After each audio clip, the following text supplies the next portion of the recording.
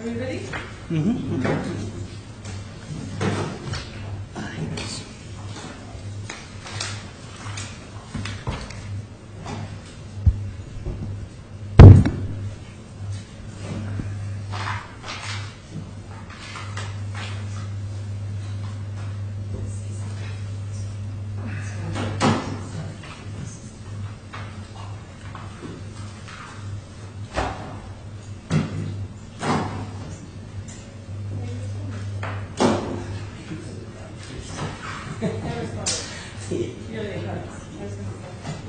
Yes, sorry, I filled it Sorry, out I was first. just going to bit like. Okay, right. Okay. He's actually one.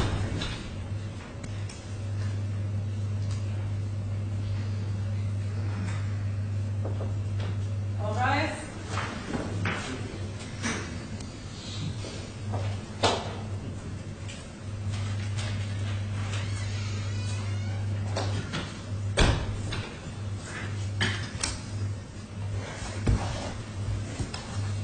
Good morning, all. We're here today for an appeal hearing on the matter of 13, 2016, before Chief Justice Michael Hwang, Justice Sir Cooke, and His Excellency Justice Madhani. The appellants represented by Pjsc, lead counsel is Roger Bowden. The respondent is represented by Taylor Wessing Middle-East LLP. Lead counsel is Nicholas Cornell. Good morning, everyone. As I'm recovering from a throat infection, I'm going to ask Sir Jeremy to preside over the discussions today. Would counsel for the appellant like to tell us what the position is at the moment, because now that there have been a lot of documents exchanged, maybe the position is set out in the latest skeleton. I need to be updated.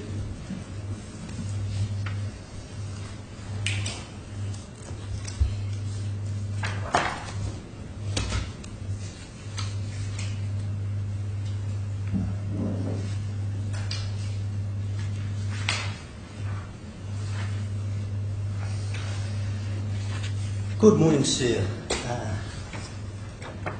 Just announcing myself for the record, counsel's name is Bowden. I appear for the appellant at this resumed hearing, sir. It's been resumed since the 6th of March, at which time the matter was adjourned for Zoom document production to take place, much of which has indeed taken place. I filed last Thursday, somewhat late in the evening, I do apologise for that, a skeleton in support of the resumed hearing, and yesterday I filed a skeleton argument for the appellant in response, or a supplementary skeleton. And if I might deal with that now, I had, if one likes, a dab at trying to fit that within the rules, isolating Rule 44.102 for supplementary skeletons. There was no order made for supplementary skeletons. Sorry, Mr. Bowden, just a logistical matter before you go ahead.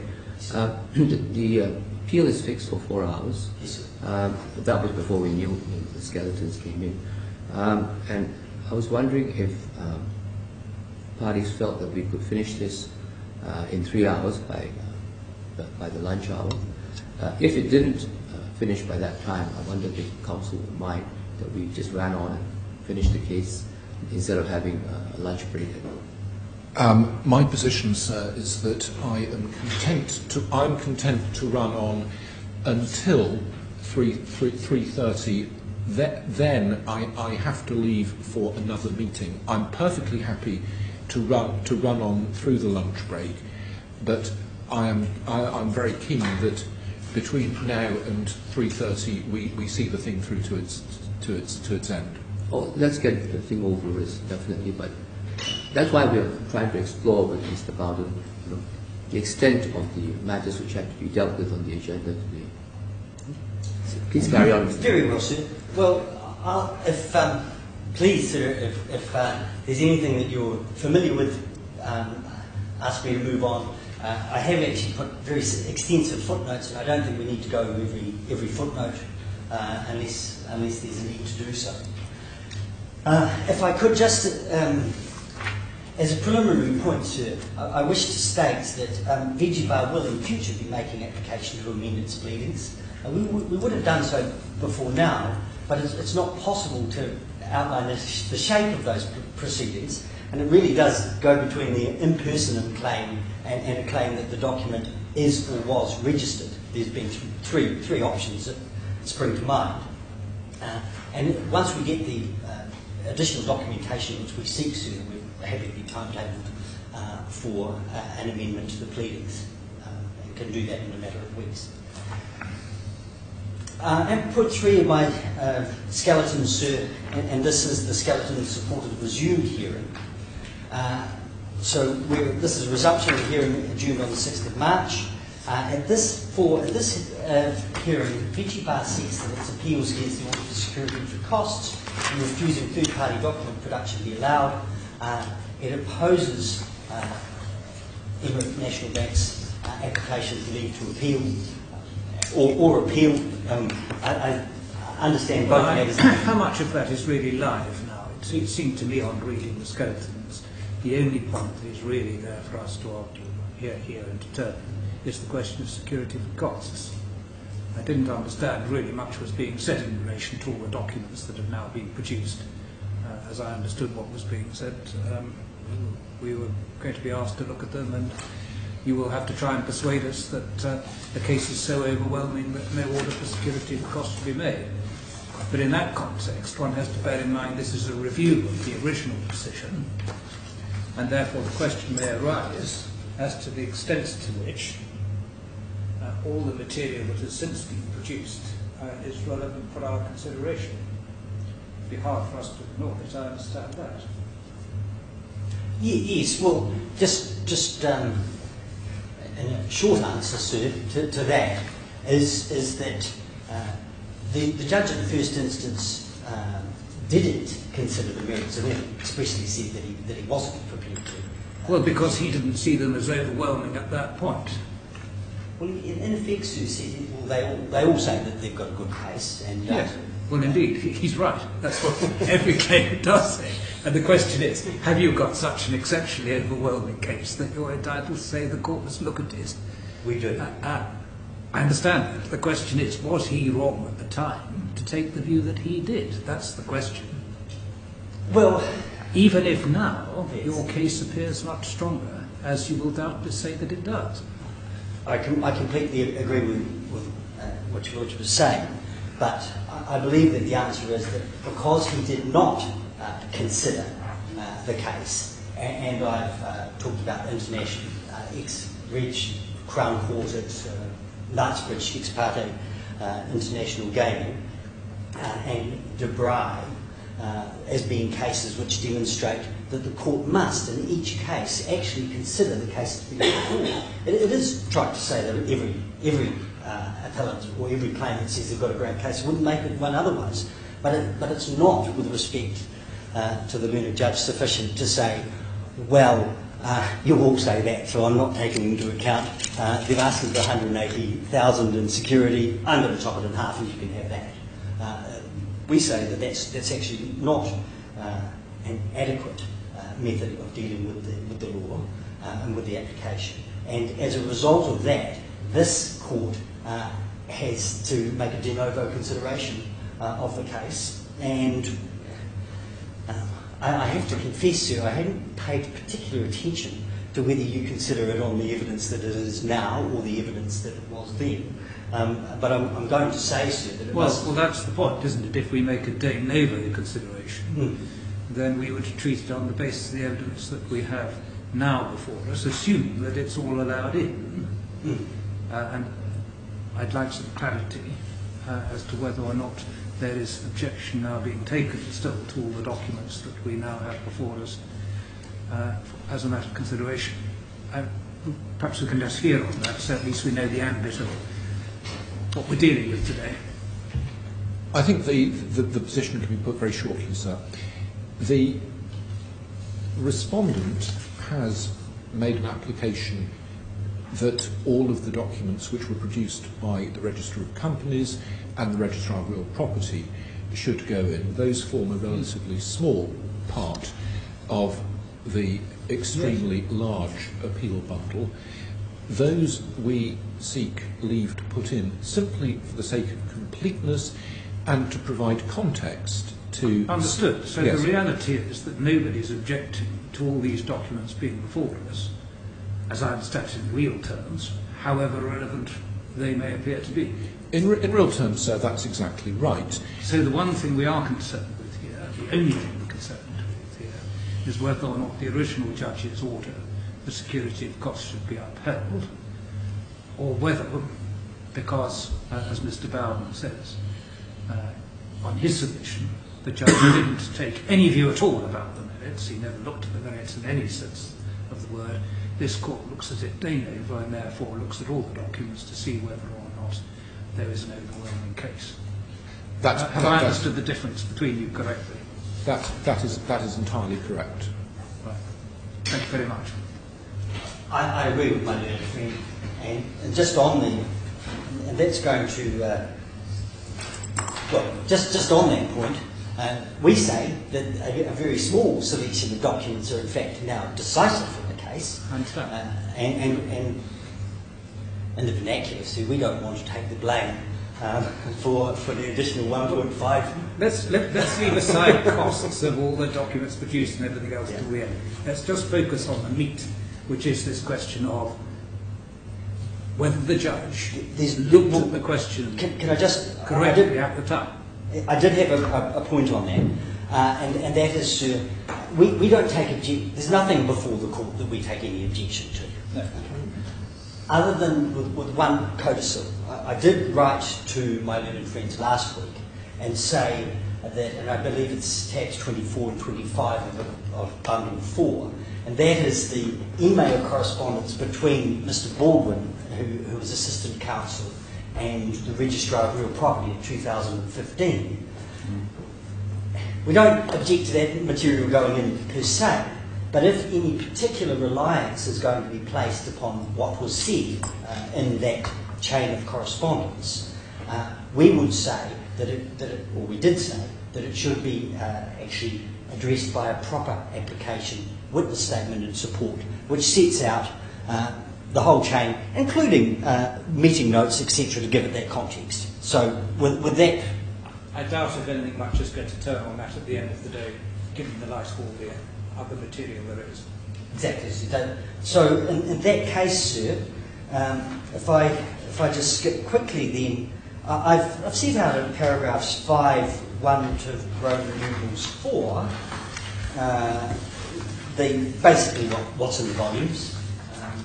And I'm assuming that you're familiar with that, and it's pretty uncontroversial. It's just a record of what's in there. And then I came to the matters, the orders for admission of further evidence on appeal. Well, we've dealt with that.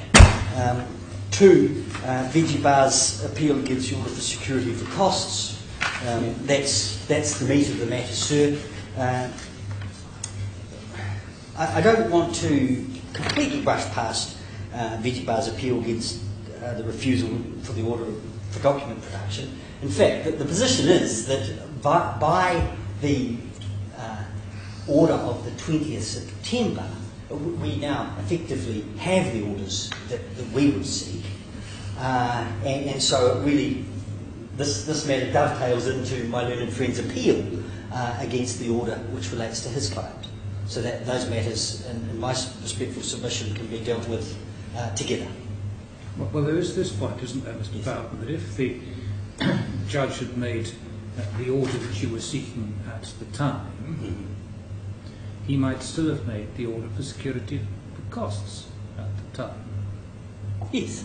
It was perfectly it would have been a perfectly possible for him to say, yes, I want production of the documents for the future, but yes, I also want a security for costs be provided in the meantime.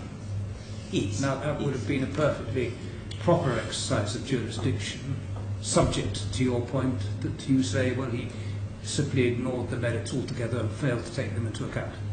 Yes. And that's really the point, therefore, I think you have to address, because in one sense, if he was right in his approach, he took the right matters into account and so on and so forth, everything that's happened since, including all the documents produced, is water under the bridge, but not matters that he would have been able to take into account at the time. You follow the point? I absolutely do, sir. And I think my first skeleton, dated 5th of February, which I produced for the last hearing, did tackle those points in some detail. And I had intended, I marked up in my notes, to go back to that hearing, to that skeleton, and pick up effectively where we left off. But if it pleases the court, I think it would be helpful at this stage if I nevertheless addressed our overwhelming case, and because if I can't get home on that, the artificial costs should have been made. And even exercising a de novo jurisdiction, this court's going to make the same order. So I am, I think, tasked with that, sir.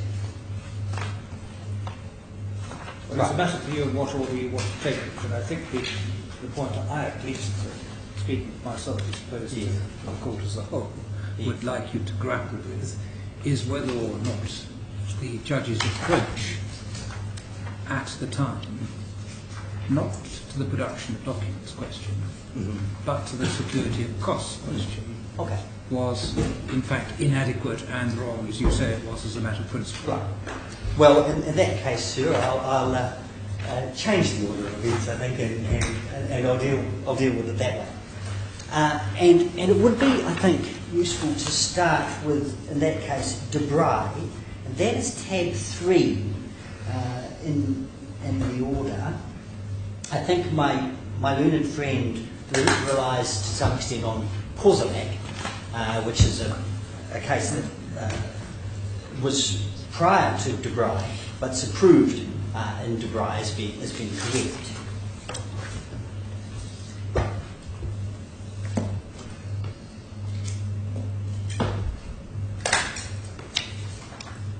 And then, that's tab 3, sir. Turn to page 558 of the decision at A.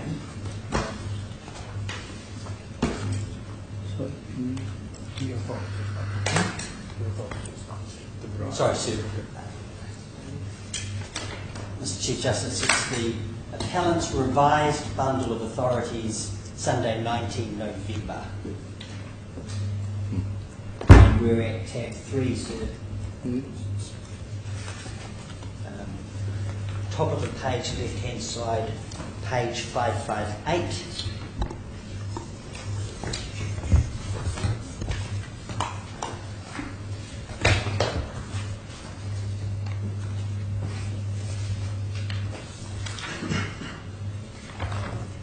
His Excellency isn't with us yet. It's the small bundle. Oh, yes, small bundle of authorities. Yes.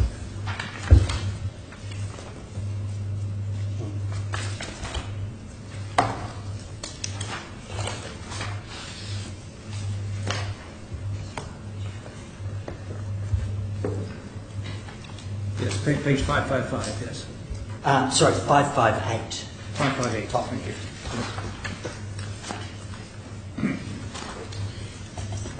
Well, getting slightly ahead of myself, sir, can I ask you now to go back one page to 557? And at D, statement of principle there, it's trite law that the decision whether or not to make an order for security for costs involves an exercise of discretion by the judge concerned, and that this court should not interfere unless he has misdirected himself or his decision is plainly wrong. And I think Sir Jeremy Cooke, that's the point of principle that you have been drawing to my attention. However, in this case, I'm quite satisfied that the judge did direct himself in two respects. The first concerns the value of the modello, and this was a modello. It was news to me, but a modello is a mould out of which a statue comes. So first of all, you build a modello, and then you put your statue inside it if it's a poured one, I assume. And this one was reputed to have belonged to Michelangelo, or been created by Michelangelo, and was possibly a value of many, many millions of pounds. And in support of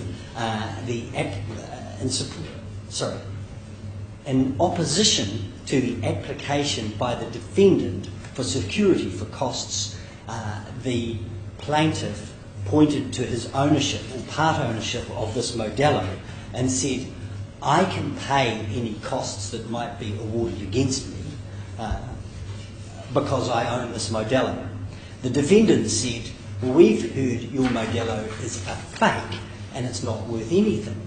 And the issue is, did the judge and there was talk about getting the expert to have a look at the modello. The plaintiff had an expert who said it was good. The defendants purported to have an expert who said that it was a fake. The defendant's expert never actually got there to have a look at it. And so the judge said, well, I'm calling it a fake, and I'm not going to take into account its value.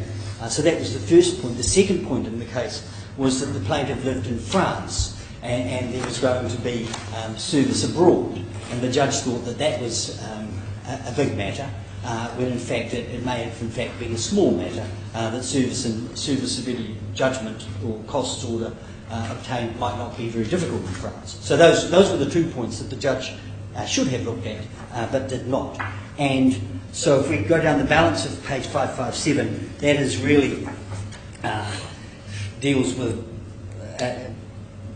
Mr. Camber of Sotheby's, Dr. Avery of Christie's, the background to it, and then at the top of page 558, sir, as I say, the attacks were made on the plaintiff's evidence as to value, but no contrary evidence was forthcoming. And in the absence of such contrary evidence, I think the judge was not justified in disregarding the modello as providing a fund or part of the fund. So simply as a point of principle, if something's raised, and even if it's going to involve a little bit of investigation, it's quite right that the court should look at it. And I can go. I'll get back to this point in a minute. But even in September of 2016, there was very cogent evidence available to the judge at first instance, which suggested that there was a good case. That the appellants or the claimant in that case had a strong case. It's also, and sorry, I was thinking on my feet a moment there, sir, but cuts both ways, because the respondent has said that you've got a bad case, your case is not overwhelming, but at the same time they have resisted providing the documents which might help us establish that case. And so I'm saying that that has got to be taken into account too when balancing this discretion. So not only was there evidence of a good case, but there was evidence which we were asking the court to order to be produced, which would prove that case, and I will say it subsequently has, and the defendant has resisted providing that, and that must be taken into account in exercise and balancing that discretion. Then over at the top of page 559, sir, we have the ratio of the decision, and that is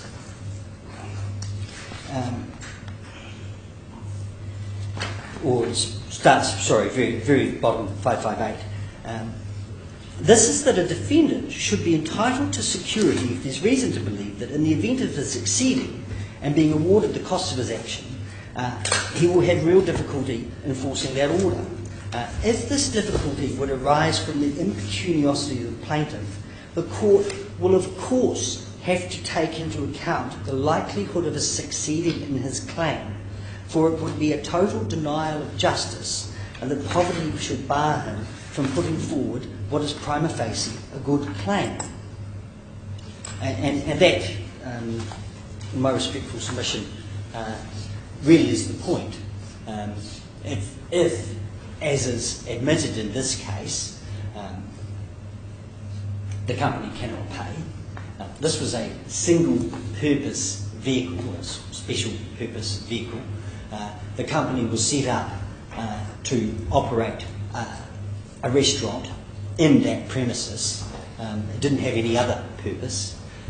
The refusal of the defendant, respondent, to allow it to operate in that premises has caused its impecuniosity, and therefore, in my respectful submission, the law is that that has got to be taken into account, and as a consequence of that being taken into account, the strength of his case needs to be considered. So then, with that, sir, I'll come back, if I may, revert to my original submission, or my original skeleton, dated the 5th of February 2017. And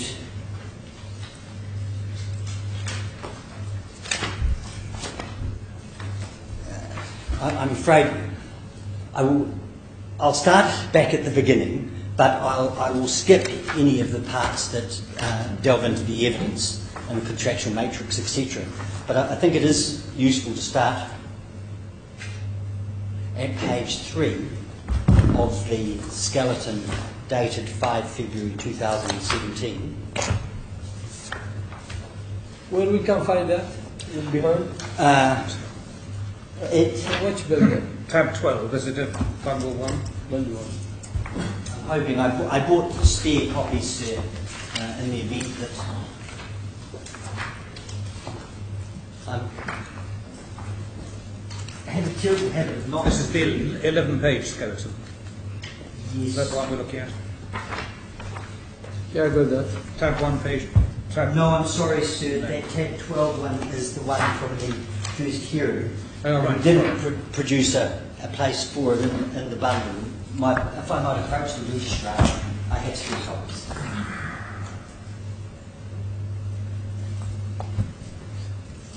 Isn't this tab 13? Isn't it tab 13?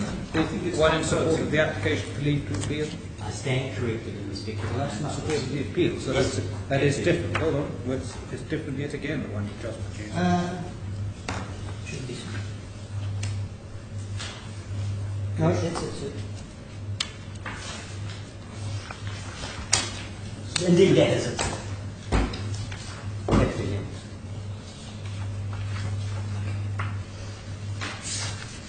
Right. Same document, thank you. Same document, thank you. Yes, it is. Starting at that, with that, sir,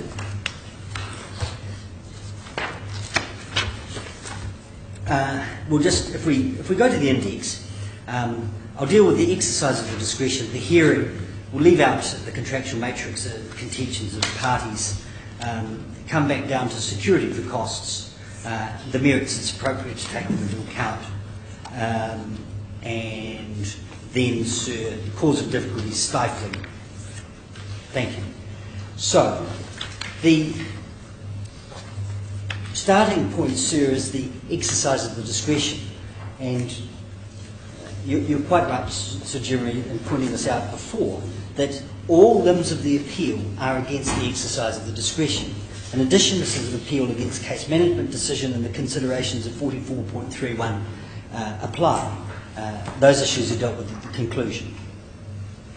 Now, there's no available transcript of the hearing in the court below, as it was held off-site, and recording equipment was not available. But that's not really a point that causes any difficulty. In the court below, the appellant provided a written skeleton on the issue of security costs, and that is, of course, at tab 12. Oral submission followed that, and there was reference to this court's decision on security for costs of Al Kharafi and Bank Saracen. Three additional matters are of note. The objection to the witness statement of Mr. Carnell was not dealt with at the hearing. And paragraph B, sir, the learned judge declined to hear past 23, paragraph 23 of the appellant's written skeleton on the basis that he did not intend to delve into the facts of the matter. And to the extent that it's necessary, sir, I ask the court to go back one tab to tab 12, and then go to paragraph, it's volume 1, page 42.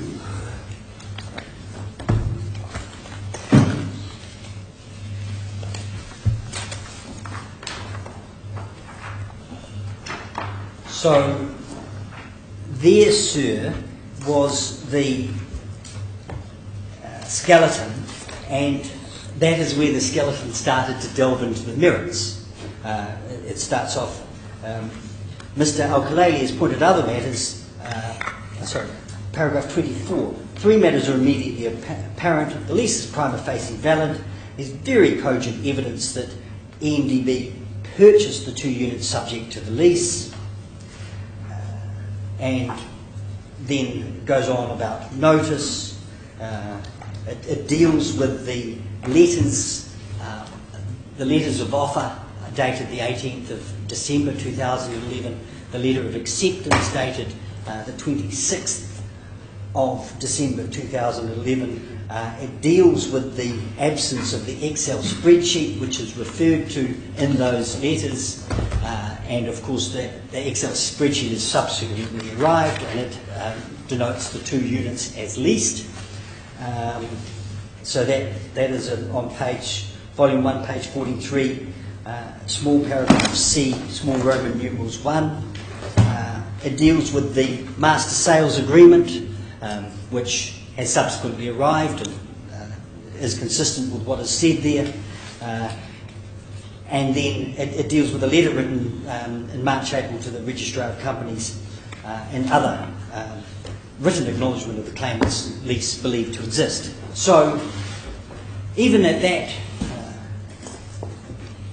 inchoate stage of this application or of this appeal, we were saying that there's good material before you, sir, to make this order. And at that stage we were particularly relying, I think, on the letters of offer and acceptance and its reference to the Excel spreadsheet. And then, if I just might quickly pass on, the October 2016 submission at volume 1, page 45, dealt with the issues of cause of financial difficulties, document production, stifling and pleading points. So those points were raised by the judge, but particularly this cause of financial difficulties and stifling, being related points, weren't dealt with. And the judge made no bones about that. He said, stop, I'm going to make my decision on what I've heard so far. So, that deals with, that brings me through to paragraph 6. Sorry, I'm back, sir, at volume 1, tab 13, at page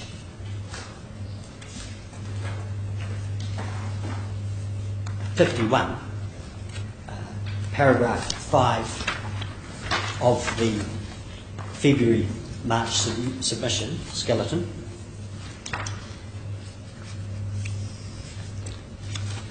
And at paragraph 5, so in the court below, the appellant provided a written skeleton on the issue. We've just looked at that. Oral submission followed, reference to Al Kharafi. 6. 3 additional matters are of note. The objection of Mr. Kano was not dealt with. The learned judge declined to hear past paragraph 3.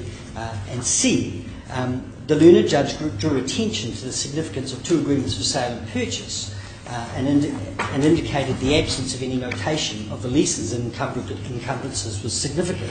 So The difficulty there is that having declined to look at the evidence which was in favour of the claimant in relation to this application, the learned judge did seize upon some evidence which at the time looked to be against the claimant in relation to that. And that was, if you'll recall, sirs, the framework of this sale of the limestone house was that there's first of all, a letter of offer, secondly, a letter of acceptance with the Excel spreadsheet. Thirdly, there were two, I believe, or more master sales agreements, and then in respect of each individual unit, there was an agreement for sale and purchase. And looking at that stage, all that was produced was the two agreements for sale and purchase for the individual units, and admittedly, they did not make reference to the lease as an encumbrance, as one might have expected they did.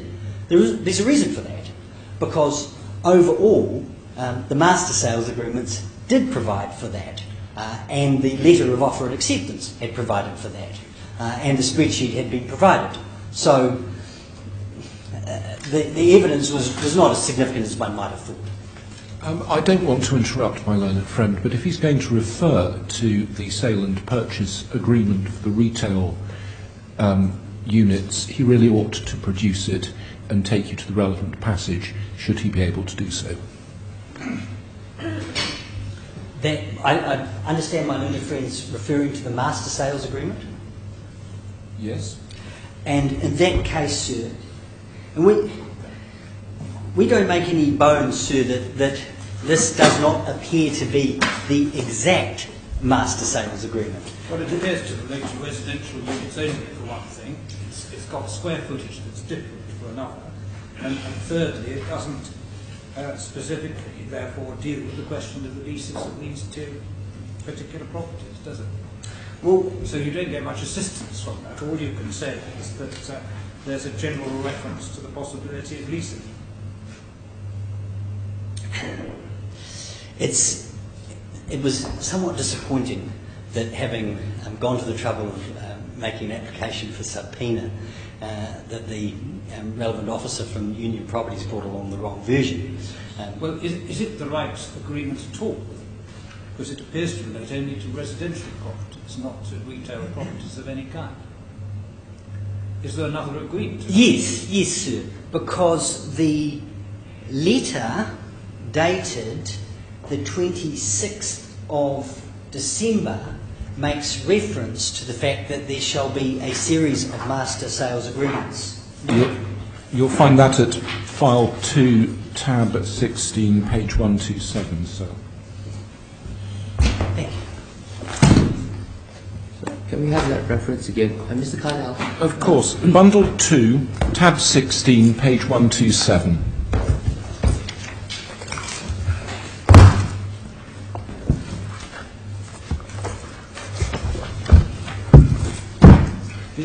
The trouble with the letter of 26th of December, from your perspective, Mr. Bowden, is that it specifically says this conditional offer, which is what is described as, does not constitute an agreement to purchase the properties until the Union fulfills all its rights, not limited to transferring the title deeds, and signing an agreed sale and purchase agreement. Now, the two specific sale and purchase agreements for the units in question, as you say, have no reference to the lease. The master agreement that's been produced on the face of it doesn't appear to refer to either unit at all. So I'm not sure it gets you further. I mean, your case in the end is going to stand all four on the registration documents, isn't it? That's the real nub of it. And on the face of it, therefore, there's an inconsistency in what's going on, both in relation to the registration of the strata plan, as you say, as a subsequent date to the date of registration of the lease. But the agreements don't help you very much, do they? Well, I mean, I haven't attempted to run from the points that Your Honour has just made. I've acknowledged that doesn't appear to be the correct agreement. We went a certain master sales agreement. Is it your submission there's a different agreement that Yes. still hasn't been produced? That's right. There most certainly is. And we've, I could show you the chain of correspondence. We've chased uphill and down Dale to attempt to find this. It's said that we're in cahoots with Vegie, with Union Properties. I can assure you, Ron, it's most certainly not the case, and I've got the correspondence to prove it. They say, well, it's not on our file, we don't have it, we're not helping you. If you want to take it, matter back to court. The difficulty is this, Mr. Bowden, I'm being quite frank with you.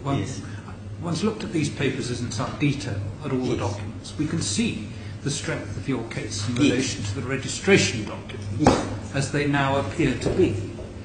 We've read the letter that sets out in your solicitor's recollection of the conversation they had with the registrar of real properties and all the detail that there appears, and the inconsistency that arises between the registration as it appears of the lease on the one hand and the strata agreed on the other. But at the end of the day, this court would want to hear, almost certainly, both from Union Properties and from the registrar of real property before coming to any concluded view as to what's gone wrong here. And on the face of it, something has gone wrong here, as you submit.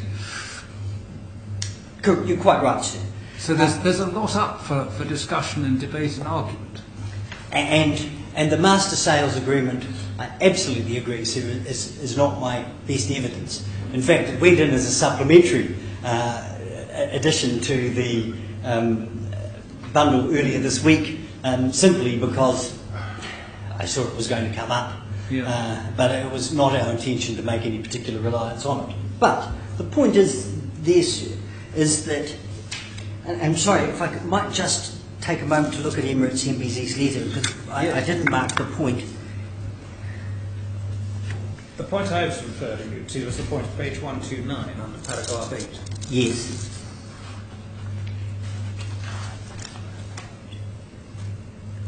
Yes, sir. But either in this letter or in the letter before it, the preceding letter, if my memory serves me correctly, there was a reference to there being master sales agreements in duplicate. And my understanding is certainly that there's more floating around, that there were. I don't think we would be surprised if that was the case. And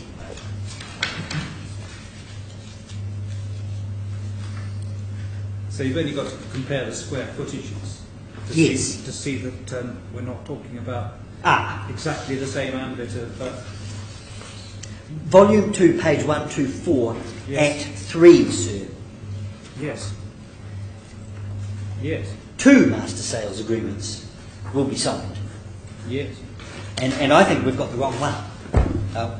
Yeah.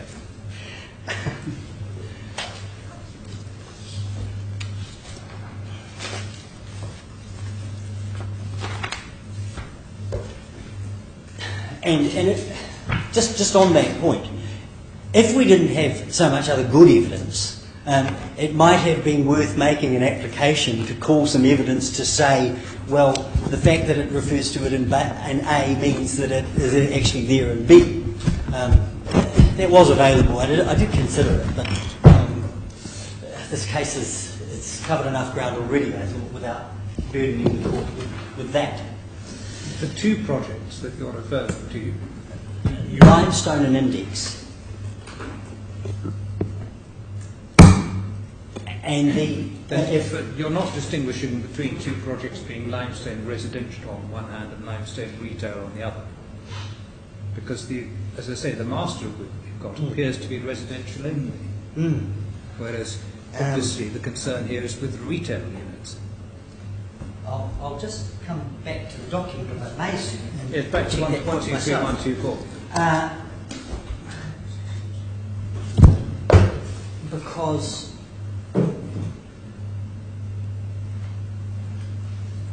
if they split it residential across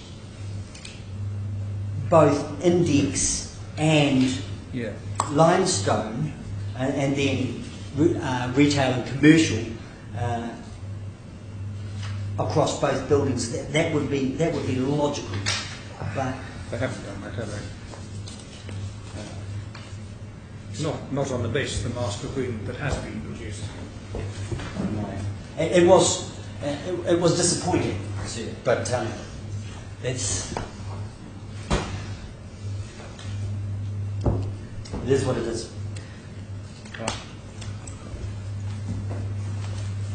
But the point was, sir, that there was this reasonably cogent material available.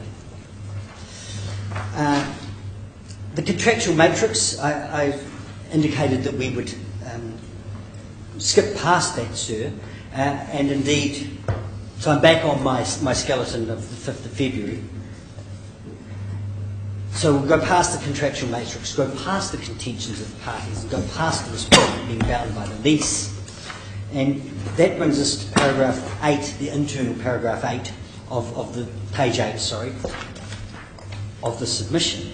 And there we have paragraph 17. Yes.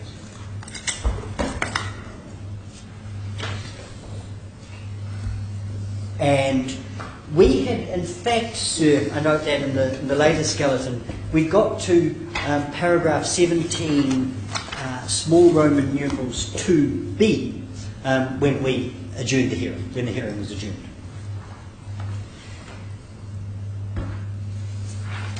So that then brings me back, sir, to the next page, security for costs. The appropriate exercise of discretion is to refuse that the order be paid.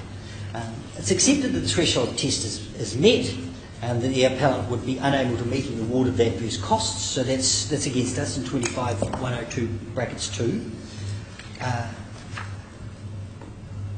Therefore, the issue is the proper exercise of the discretion to award it. So prima facie, we're facing an application. Prima facie, we're facing an award. The issue of the two limbs, we fail the first limb of 25.102 brackets 2 of the RDC, and so the issue falls back to the second limb as set out in 25.101. It's submitted that the learned judge, in a very short decision on the point, seems to have taken the view that impecuniosity is itself a ground to order security for costs. And we've looked at Debray. If you wish to hurry me along through this, sir, please do indicate.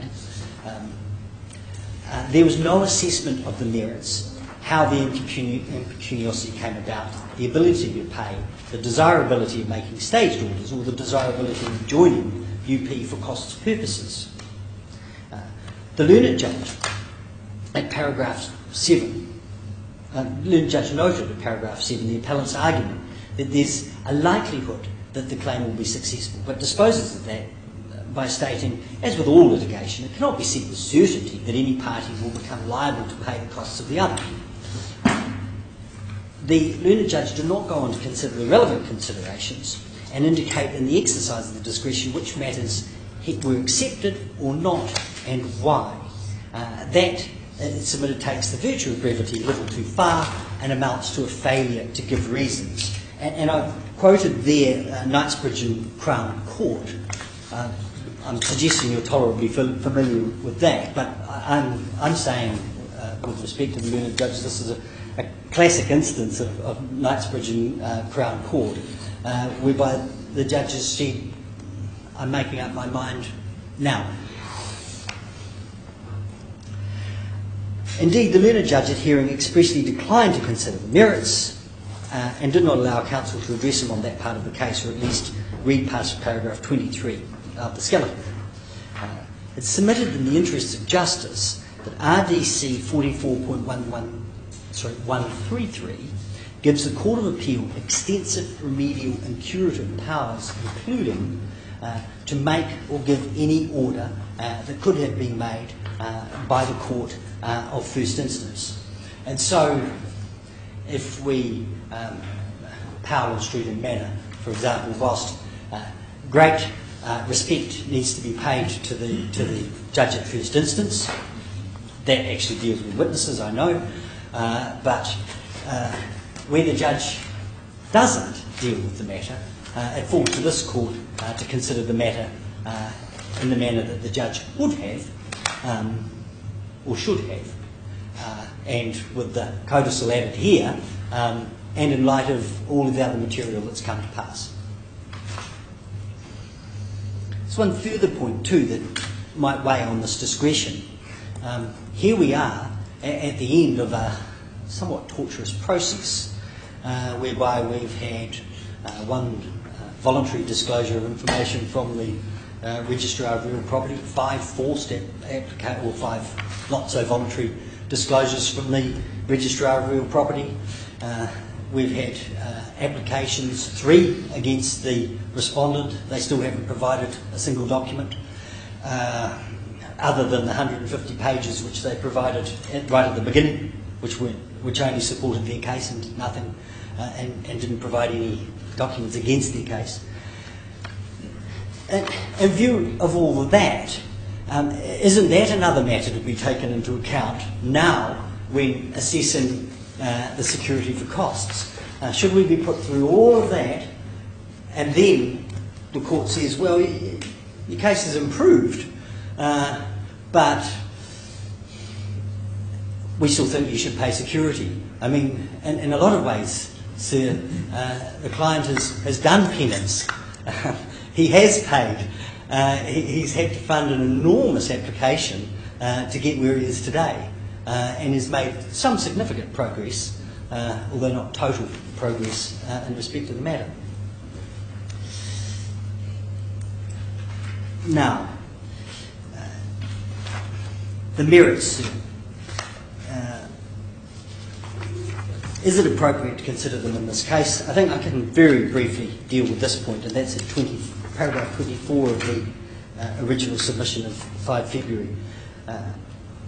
Mr. Carnell raised the issue of RDC 1.25.110, which enjoins the court not to consider the merits unless the claimant is certain or almost certain to succeed. However, in the very same breath as he did that, he went himself into a lengthy foray into the merits in terms of his first witness statement. And 4 pages on at table 1, I've tabulated the evidence and with some submissions on what this was actually about, or how one might categorise the comments made. So, in a way, sir, in saying on the one hand, you can't look at the merits of this case, which is not in fact correct, but entering into the merits himself, my respectful submission is Mr.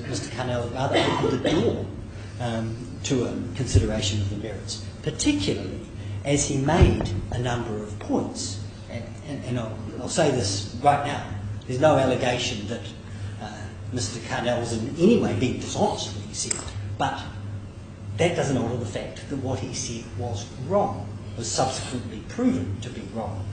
And so when Mr. Carnell says don't look at the merits, but anyway, these are the merits and they're terrible, but that comment is wrong,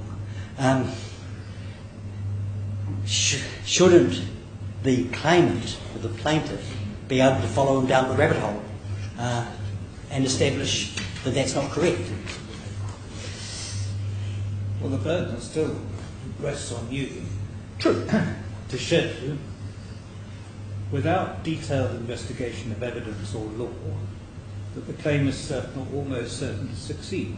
And the question is, at the time the judge was looking at the matter, first of all, was that something that you could show at the time the judge was looking at the matter?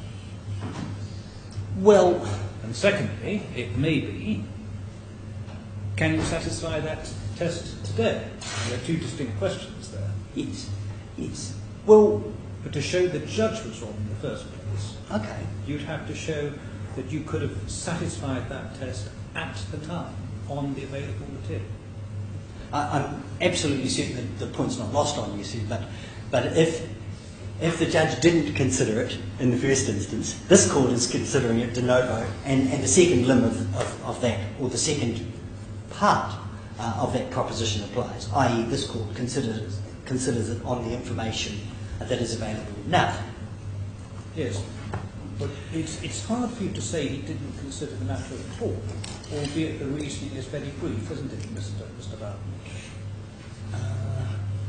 There was one point that he... It's the end of paragraph 7 of his written reasons, isn't it?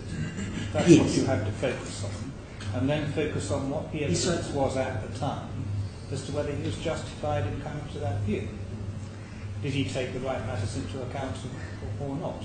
Did he err in principle or not in the exercise of discretion in saying what he said? I think the one matter that you can say that he did take into account was the quantum of the order, because he halved it. Yeah.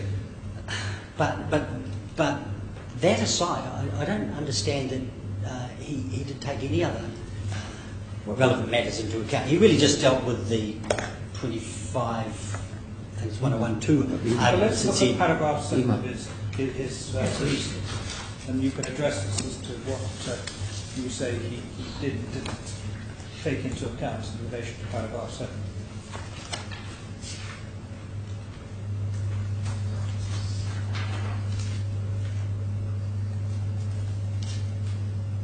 Yes. Well,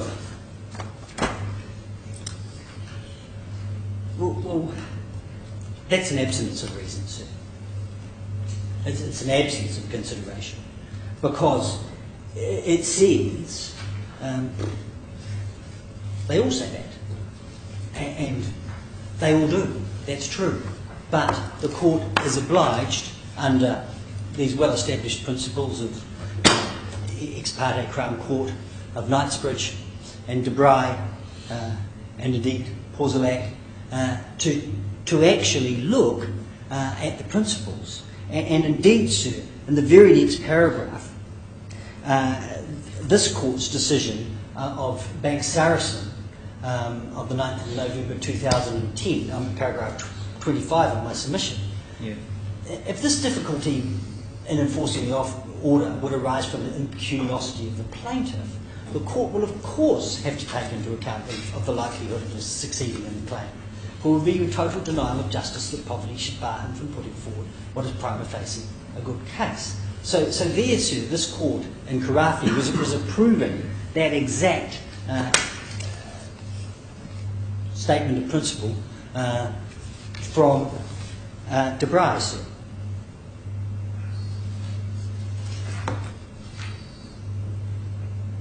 And 26, sir, it's submitted that the approach of the court in Al-Karafi must have recognised that the directive in 25.110 needs to be read subject to 25.101, that the order be just.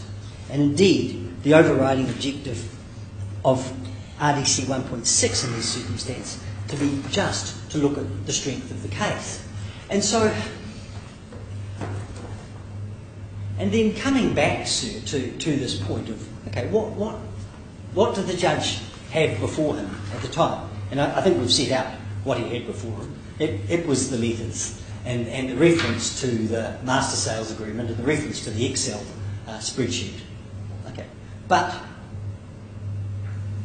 the respondent had all, most, if not all, of the other material which could have better informed the judge then,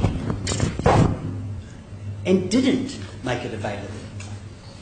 Much is made by the respondent of the fact, well, we provided 150 pages with our initial statement of defence. But the difficulty with that is that they didn't provide the letter of the 18th of December. They didn't provide the letter of the 26th of December 2011. They didn't provide the Excel spreadsheet. They didn't provide the master sales agreement, which they must have had. And they didn't provide the lease registration form, which they signed on the 28th of May 2012, and which led to the registration of the documents. So, it's, in my respectful submission, it's unfair to burden the claimant with the absence of that information, which if the respondent had acted in accordance with the overriding principles set out in RDC 1.6 of the rules, they would have provided that before the court and said, gosh, Judge, well, if you're going to, you have to look at it, because the claimant is impecunious, and because we accept that their tenancy was in a building owned by us, because it was a single purpose company, it wasn't a conglomerate, this was all of its business being conducted from that unit, because there's a genuine dispute between us about its entitlement to exercise, to operate from that unit, we must accept that if they're right, we caused their impecuniosity, and, Your Honour, the respondent could have said, there are these other matters which we have in our possession which you could take into account. The letters, the Excel spreadsheet, the correct master sales agreement, still not arrived, the lease registration form. Those are all matters which should have been before the court at that stage. And so perhaps, sir, the answer to this question of do we consider it on the evidence that the judge had then, or do we consider it now? Perhaps the answer is that they're actually both the same, because we consider what the judge should have had then, which would be what the court has now. In fact, I would only add a gloss to that and say that what the court has now is clearly inadequate, and it should be inferred that there's a great deal more. Now,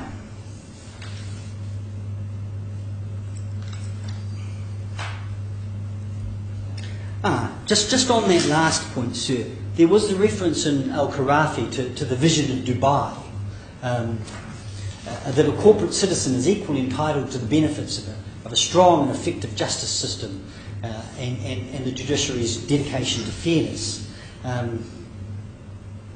Of course, His Honour the Chief Justice was a member of the panel in that court. Oh, no, I'm sorry, I'm wrong. I apologise. It was actually the other way around, wasn't it? My apologies. But, and I mean, these are matters. They're not small matters. They're very, very important matters. There's no developed freedom, and that's later in the submission, and I won't dwell on that either. But there's no developed freedom of information regime in this court. But it is a feature of the civil justice systems in the common law world. Of course, where it comes from Europe, most of it's based upon ECC conventions, which the court in England is, at least for the meantime, obliged to take into account. But those principles are perhaps embodied in the vision of Dubai, and in fact, the founding principles of this court and the overriding objective of this court, which is to do justice between the parties and take into account the respective financial strengths of the parties. And again, I come back to the point that we're in proving our case, which we've done using this mechanism, has in fact made the plaintiff's position, or the claimant's position, that much worse financially, because he's had to spend an awful lot of money to obtain, and in fact still not to obtain, from the claimant, from the respondent, information which they should have voluntarily provided. Thank you. So, back at my skeleton, sir, I go into the evidence which should have been taken into account, and I'm thinking that I can skip that because that's the evidence that was available to the judge, and we've been talking about that. And then on page 12, internal page 12 of the skeleton, evidence that should not have been taken into account, and that was the objection to the witness statement of Mr. Carmel, and a reference to the Kaplan decision, which I'm sure the Chief Justice is very familiar with, having no notice being... Well, the Chief Justice commented on that on the last occasion. Yes. Yeah. I thought Mr. Kaplan would have been much better suited if the Chief Justice had in fact been available to take his case. So I think we can go past all of that, sir. That brings me to the table which I mentioned before, and that really is brings me to the table at page 14. And that's simply allied to the point that if the respondent went into the merits, it is indeed appropriate to go into the merits. That's simply pot and kettle, isn't it? Is it really? Meeting the case that's put. Oh, that's a nice way to put it. We dealt with the exclusion of the witness statement of Mr. Carnell. As you say, the Chief Justice says it's got a certain value, and I come back to that in the response submission. I think this case has proven what is said in Guestman by Justice Leggett. In light of these circumstances, the best approach for a judge to adopt in the trial of commercial cases, to my view, to place little, if any, reliance on witnesses' recollections of what was said at meetings and conversations, and to base factual findings on inferences drawn from documentary evidence and known or probable facts. And if ever there's a case which underlines that proposition, sir, it's this. So at 44, sir, it was said then that even on an interlocutory basis it can be readily concluded that such proper evidence as exists is inherently unreliable. So unreliable evidence seemed to be taken into account and reliable evidence wasn't. I'm still skipping along through this skeleton now, sir. I don't think you will be much assisted by the Bar Council's guidance on drafting witness statements. There's the point on indemnification, which has gotten a little lost, but might not be entirely irrelevant. And that is that if the claimant does not succeed against the respondent, the only alternative party will be UP. Well, I mean, that was then, not now, I'd have to say, because several other candidates have emerged. But it was something that the judge could have done, is say, all right, we'll amend this to seek to allow you to join UP, even as to costs, because my learned friend's point has always been, well, UP is responsible for this, not us. And why don't you go and sue UP? The simple answer to that is we're not sure they are, or we don't think they are.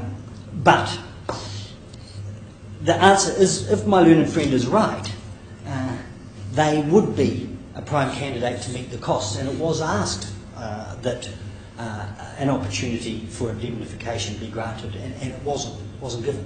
And it needs to be remembered, sir, that this case was launched, I think, 10 days prior to the hearing of the application, and it was a Eid week whereby the court was not open, but Mr. Carnell and I were obviously working for the balance of the week. It was a working day, but following a holiday, and there was only really one full week in which to do anything about this application once it was made. My learned friend will say, well, it was signalled well in advance. He did write back in March saying, I'm thinking of doing security of cost, but he didn't get around to it until the 9th, until 10 days before the hearing anyway. And there's a standard response time of 14 days. So it was truncated. We didn't really take the point on the day to just get on with it, but it was raised that there should be a reduction of time. So the word skips my mind. that issue of the matter not being, sorry, the notice period not being observed be addressed.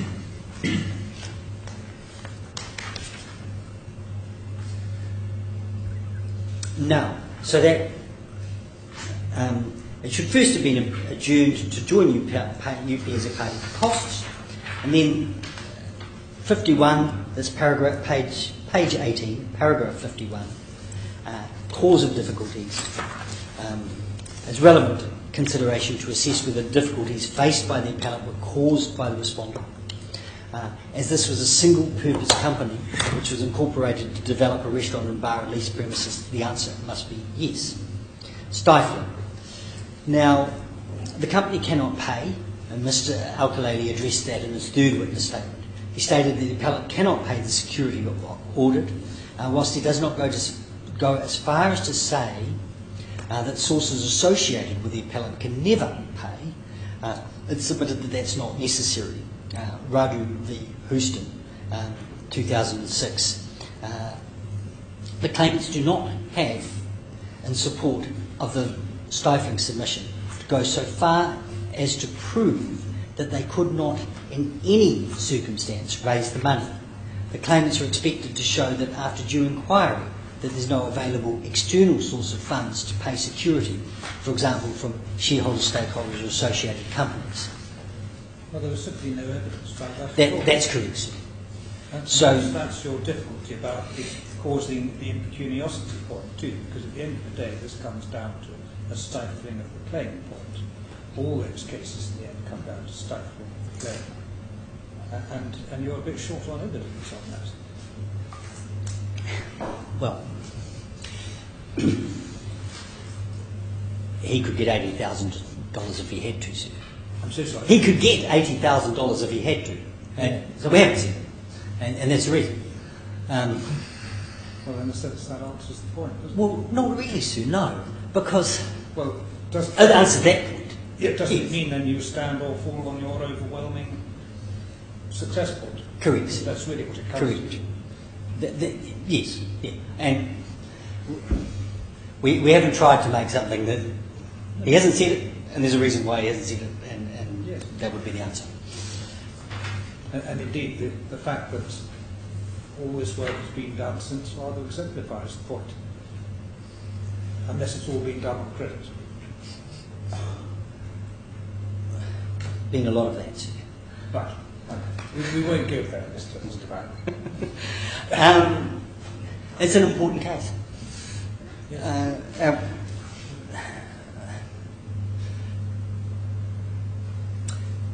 The 64, sir, it's important to keep in mind what is sought is no more information which properly relates to the affairs of the appellant and its legitimate and lawful business activities in setting up a business and registering a lease.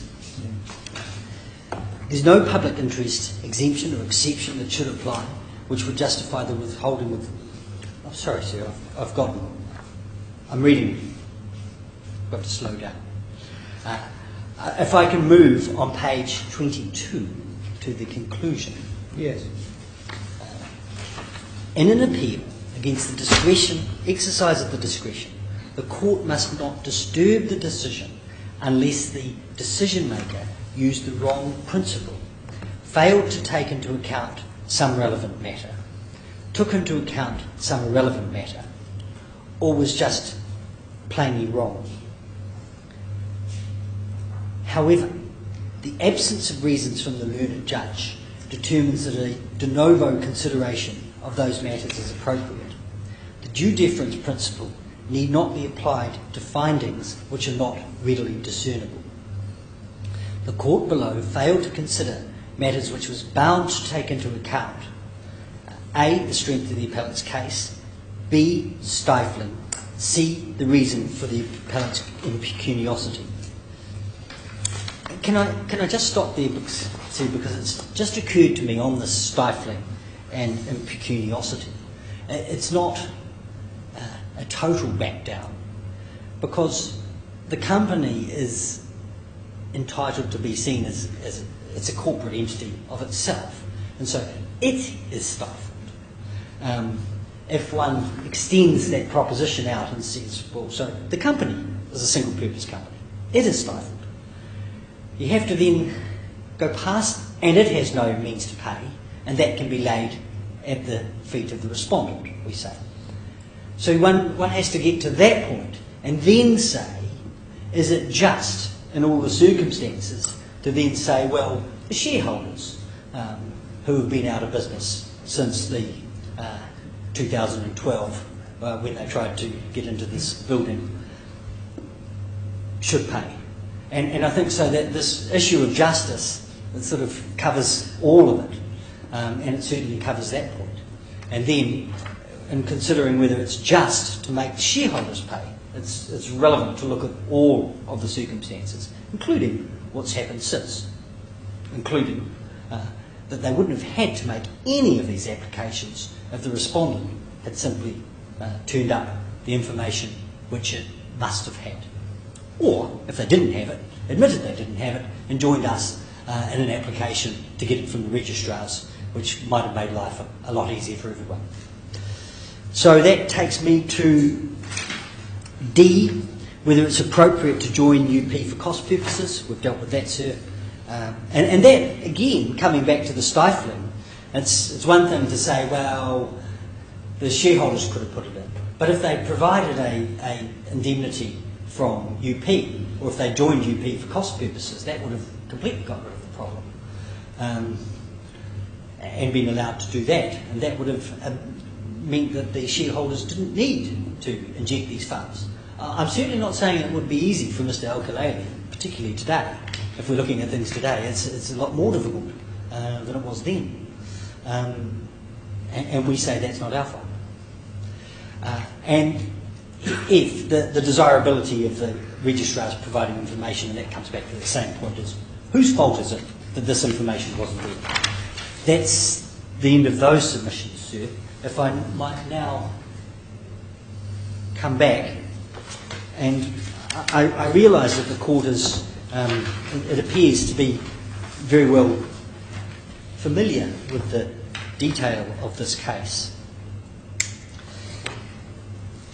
If I might now come back to the submission that, or the skeleton filed 16 November.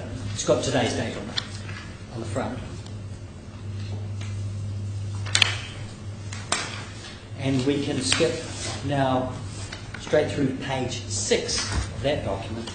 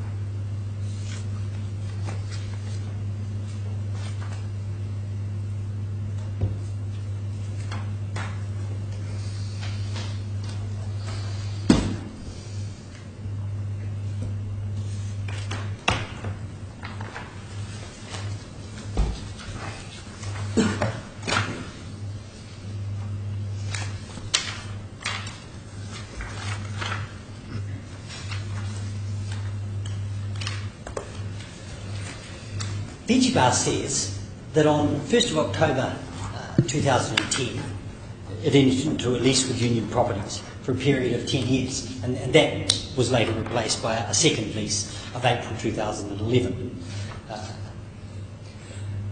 after the lease termination agreement. For units LP5 and LP6, Limestone House DIFC, UP sold to NDBP by an exchange of letters dated 18 and 26 December. The agreements for sale and purchase were dated 11 January. The transfer was registered 29 March 2012. Subsequent to the transfer, at a date uncertain, The unit names were changed from LP5 and LP6 to R17A and R17B. Vegie Bar alleges ENDB is bound by the lease and ENDB denies that. 14.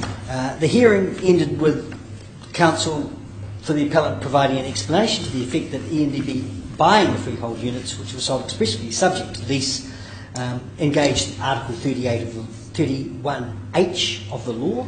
At that point, His Honour Justice Cooke helpfully assisted counsel to reformulate this argument. What you actually mean is not buying the underlying units subject to the lease, but actually buying the assignment of the lease. That is what you really mean. Moment of dawning realisation says, yes, that is what I mean. You're quite right. It's exactly what I mean. 15. Since Can you that, stop there a minute, please? Sure.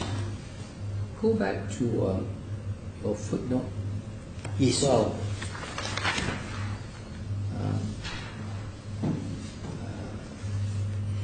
You see there's a reference to the strata management scheme.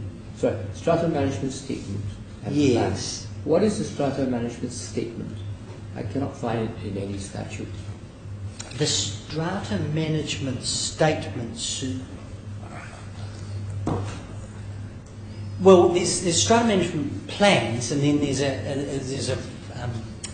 a statement which runs to some 40 or 50 pages. It's in volume 4, sir, which deals It's with tab 6, volume 4, tab 16, page 75, if that helps, my lord.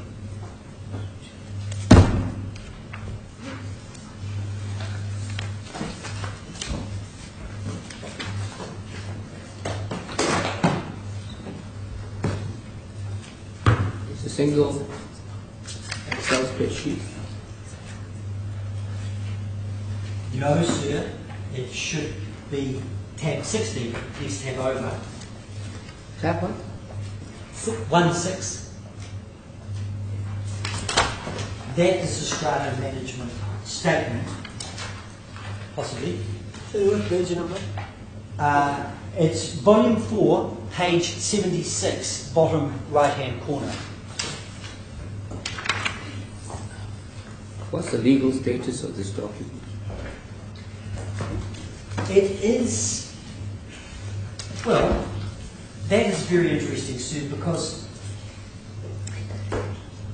it doesn't, I'm on page 77 of the document, sir. It doesn't say, this particular one doesn't say that it's, doesn't give a date of registration, but I believe that that is the Registrar of Real Property seal at the bottom. So one assumes that it's a registered document, and one doesn't know exactly when it was registered. Well, as you say in the footnote, there's some evidence it was registered on the 2nd of July 2012, which is a few months after the date when you say the leases were registered. That's an email from the registrar. Yes. Well, he ought to know. I appreciate the great deal of doubt about what the registrar has done here, but he ought to know. Well, there was an earlier, and I deal with this in the supplementary submission as well, because there was another suggestion that it was in November 2012. Yeah, indeed. And then an examination of the documents itself, particularly the letter dated January 2014 from Union Property, refers to the future registration of that document and gives an undertaking in relation to it. But it doesn't refer to the future registration, does it? It's an undertaking. It's an undertaking. But there may be influences in the future. I accept that there must be. Well, the oddity about it is that, as this very document suggests, the strata management statements have been submitted to the registrar in June 2011. It's said to be undergoing registration at that point. But the earliest date upon which there is any evidence of his actual registration is July 2012, which obviously assists you in the context of what you say the registration of the lease was. Yes. But on the face of it, you then have had two conflicting registrations, which gives rise, on the material you've produced to the court, to the suggestion that the earlier registration of the lease was then deregistered. Impliedly, it's sort of almost implied repeal, isn't it? Well, that's what's effective. Can't have two of them. One must knock the other off. Well, exactly, and that's what appears to be being said in that very helpful note that was taken for the meeting with the registrar in that 5-page letter. That was what was said then. I've undergone a late reconsideration of the position myself now, sir, and contend that actually the lease is still registered. Well, I understand that. I understand the submission. You've done a very thorough investigation with the registrar, and the registrar would appear to have, on current material, a lot to answer for. I couldn't ever, I decided even yesterday, put my hand on my heart and say, this is what happened. Well, that's the difficulty, isn't it? Yes, sir.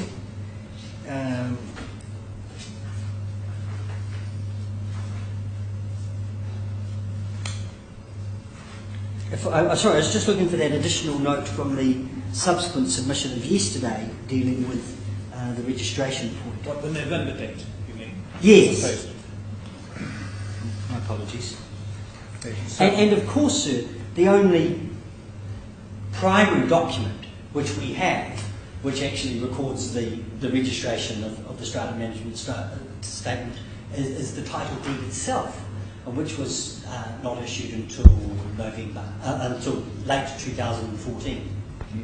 So that's the only document which I'm aware of, which has been disclosed, which actually says strata management statement. Which ties in with the date of the indemnity. Yes, which ties with the indemnity, exactly, sir.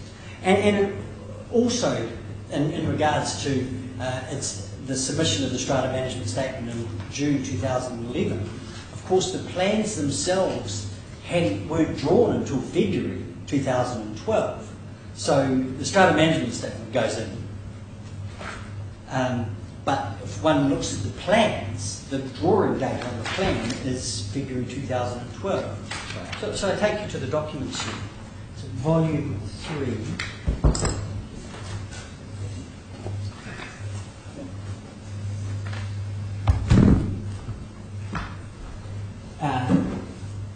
Document 311 is the title of deeds.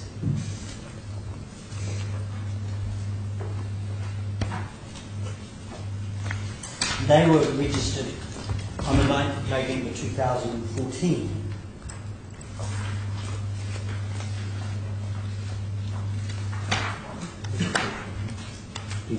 What's the page number? Page number. Volume 3, page number? Sorry, sir.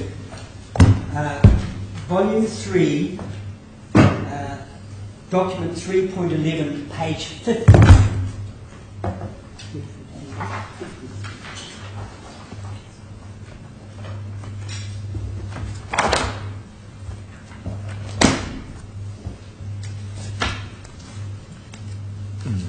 And so,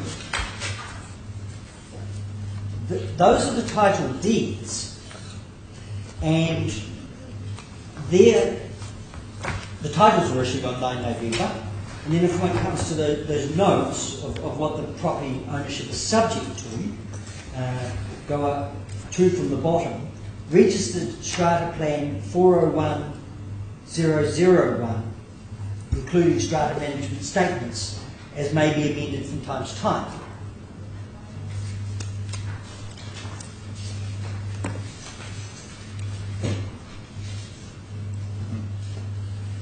And if I take Your Honour's 5 pages back to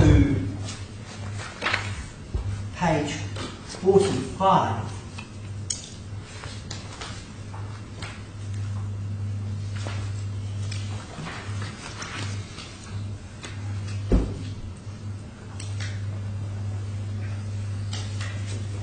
and that is the plan.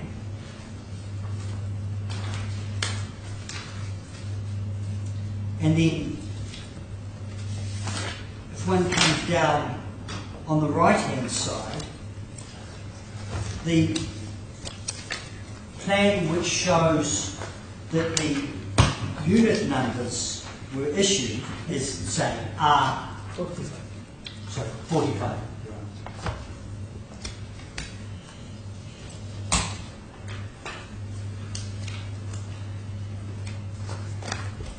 That's this plan, Mr. Chief Justice. And if one looks at the notations on the right-hand side, Yeah. the ledger, it says issued on 16/2/2012. So at the top there, it says site plan dated 17/12/2009. So that's the drawing of the site plan for the whole building. And then, as indicated in the exchange of letters, there's going to be a proper survey of the units, and following which titles will be issued.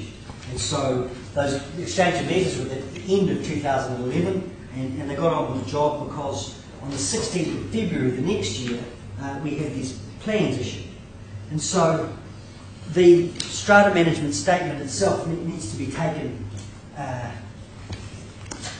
read in light of that, and any suggestion that it would have prior registration is really going to be wrong. Well, it's not suggested. Because it's quite easy to see what has happened there, is that the whole process of the first step in the subdivision is the plan, and the plan didn't come out until February 2012, and it appears that the process ground along for a considerable period of time, culminating on the 9th of November 2014. And it's covered elsewhere in the submissions, but whilst we're, I guess, in the area, says if I take you back one page to volume 3, page 44, tab 3.9, that's the official search certificate for those. Unfortunately, it's not overwhelmingly helpful in what it does register, and it itself doesn't give the date of the registration of that document. And indeed, sir, if we come back, if I can take you back 2 pages to volume 341, that's a portion, obviously, of the original site plan. One can actually see the binder marks down the right-hand side, that somebody's photocopied a site plan and have entered upon it the original unit numbers. And we see LP5 and LP6.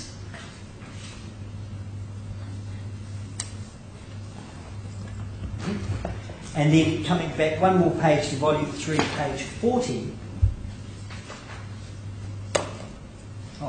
Well, just the significance of that original site plan, I'll perhaps come to it, but the significance of that original site plan is when it comes to Article 53 of the Real Property Law, and that is a requirement, what is required for a lease to be registered, and that is sufficient description to establish where it is, together with a copy of the lease. And so that plan we're looking at page volume 3, page 41, is what was presumably submitted at the time of registration on 28 May 2012 to identify for the record where the site was going, where the lease unit was going to be. Just back one page. Are these units part of a building block, or they are separate in the open area? Oh, they're indoor and outdoor. If we go back to that unit plans here on page 41, you see LP 10, 11, 12 and 13 extend along what's the outside edge of the building. Okay? Units 5 and 6, as I understand that, extend across that space with a public walkway through the middle. So as is often the case with restaurants, you've got the internal area, you cross, and to the seated area. I mean, the restaurants upstairs here seem to follow the same format. They've got an inside place and an outside place, and the public can walk in between them. That's as I understand. Sorry, so there are upper floors of the building containing L5 and L6.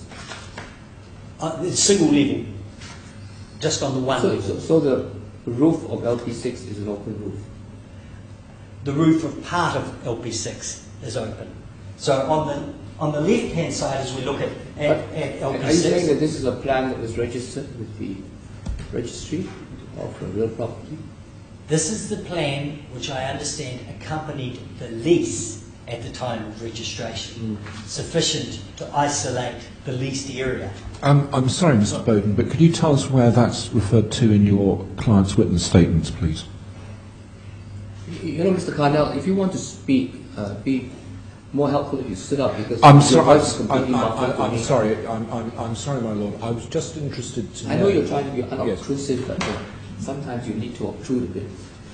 Thank you. This plan we can see is attached to the letter of the 16th of August, at which stage it was LP1 and LP4, which were then the subject of potential leasing to Vegie.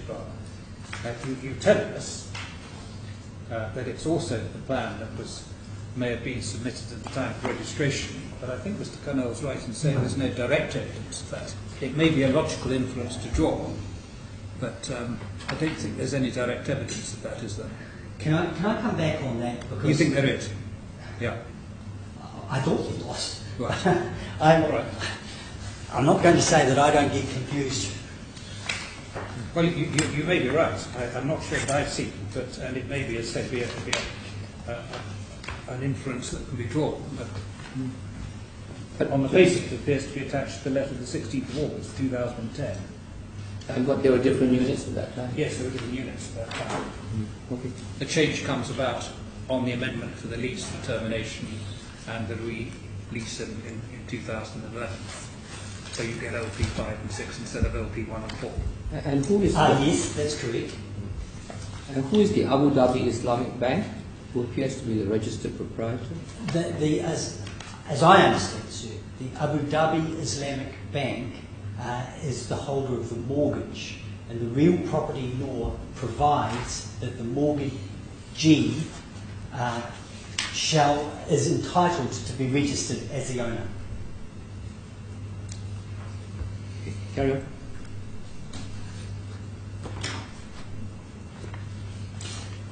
But I don't see that the strata management statement has any legal, it comes under any legal requirement. So it seems to be extra legal in terms of maybe something that's required by the registry for management purposes, administrative purposes. But it's not a legal instrument as such. I stand corrected, sir, but I think it's recognised, certainly recognised in the real property law. No? No? No, I've had a good No, look. no. I stand corrected. You can find it.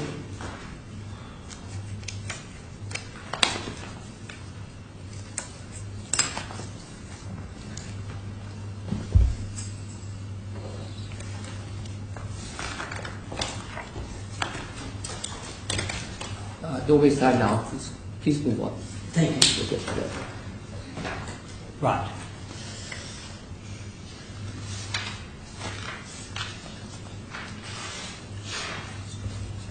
I'm back on my skeleton, internal page 7, paragraph 15.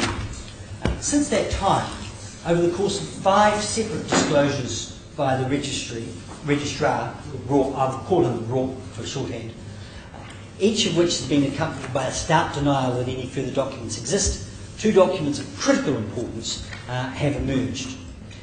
The lease registration form swept away all previous arguments which relied upon equity, estoppel, affirmation, acquiescence, and Article 31 brackets H of the law, and established prima facie that the lease was registered. And B, the register, which exactly matches the information on the lease registration form and proves the lease was registered. Now, it might be useful at this point, if your honours are not completely familiar with the document, to have a look at the actual lease, or what I'm suggesting is either the register or the relevant folio in the register which establishes that the lease is registered. And that serves as volume 4, tab 4, page 20.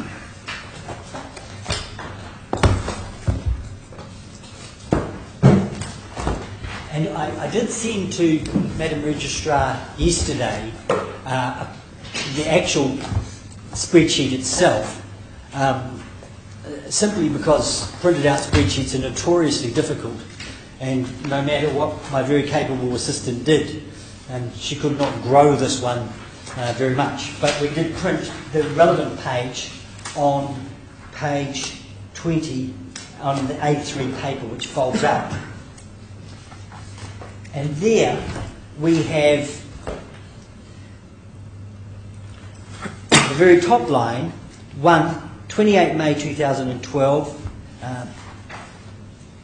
date received from leasing department, 28 May, date of registration, signed by Mr. Al Sawadi, who the court may take judicial notice of, is the registrar, registered by obviously a staff member.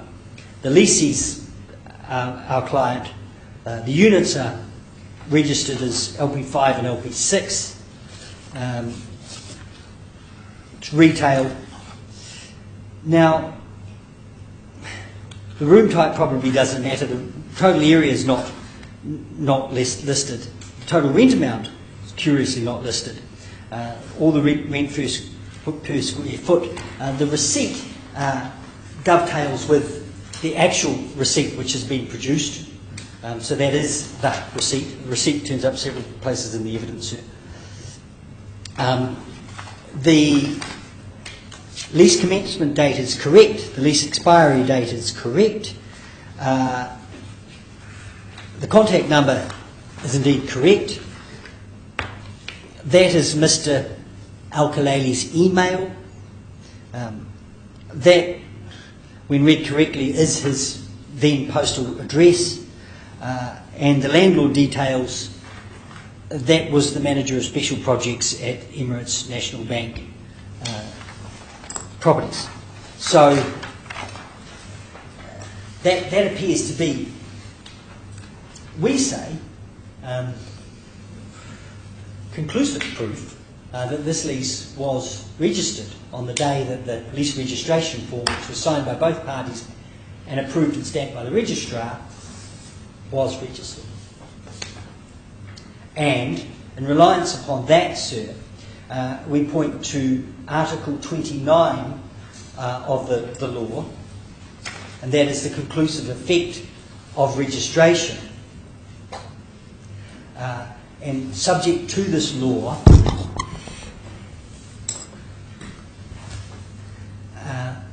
the registration of a person as owner of an interest in real property is conclusive evidence that A, the person is the owner of that interest, and B, the person's title is indefeasible. And I should have included a reference there to Article 25, which is the conclusive evidence provision.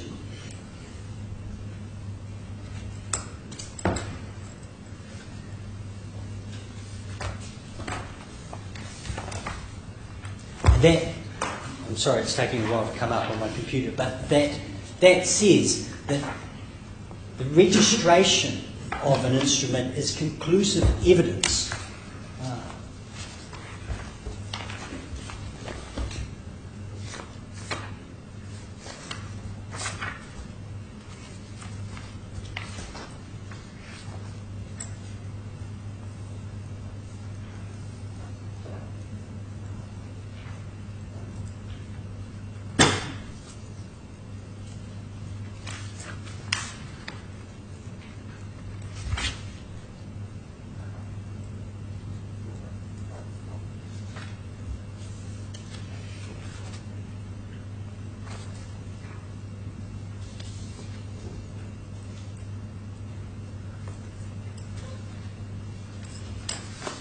Conclusive evidence of information in register.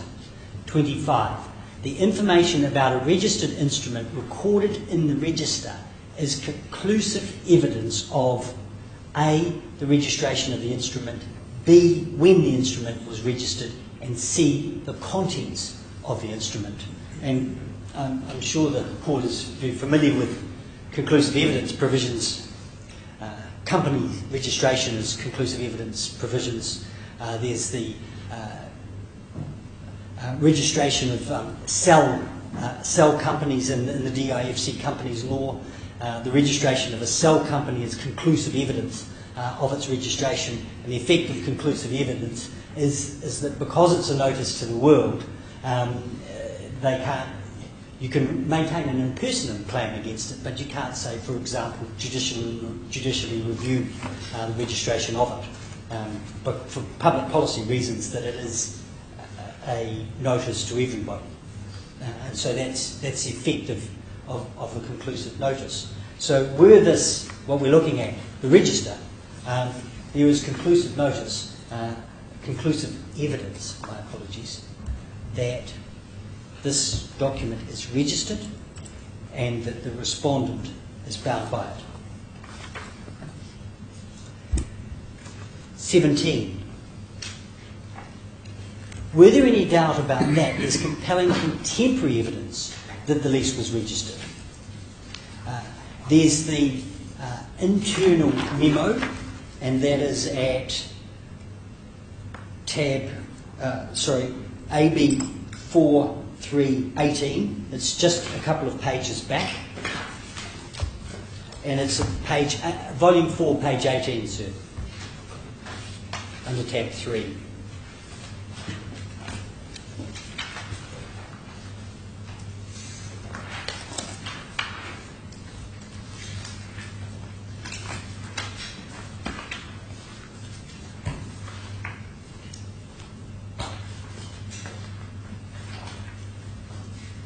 Commercial license?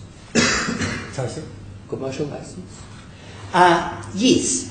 This document was disclosed by the Registrar of Companies, and it is simply, sir, an internal memorandum to the Registrar of Companies saying that this lease is valid and you can go ahead and approve a commercial license for this company. That's page 18. Yes, sir. How would they know that, out of interest? How does the Registrar of Companies have access to the Registrar of Group Properties? This document is also found attached to the witness statement of Mr. Al-Khalili, and can I just check, sir? I don't think you get anything more than what you've told us from it, but I believe that there might have been an email which perhaps explains, but I'm sorry.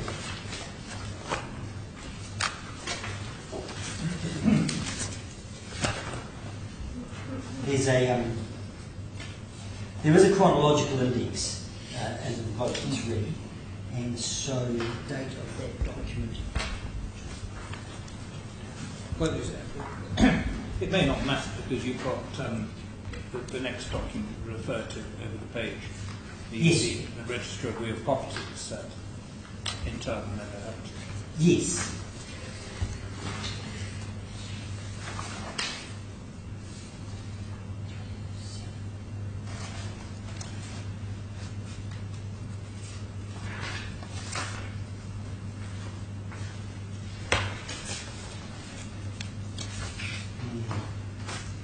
No, sir. Yes.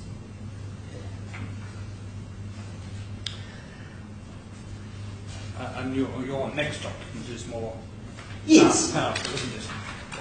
Yes, the internal raw email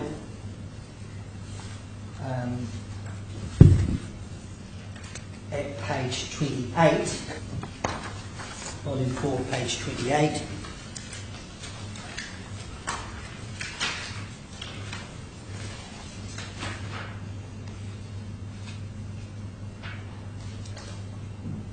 And it's right at the bottom of page 28.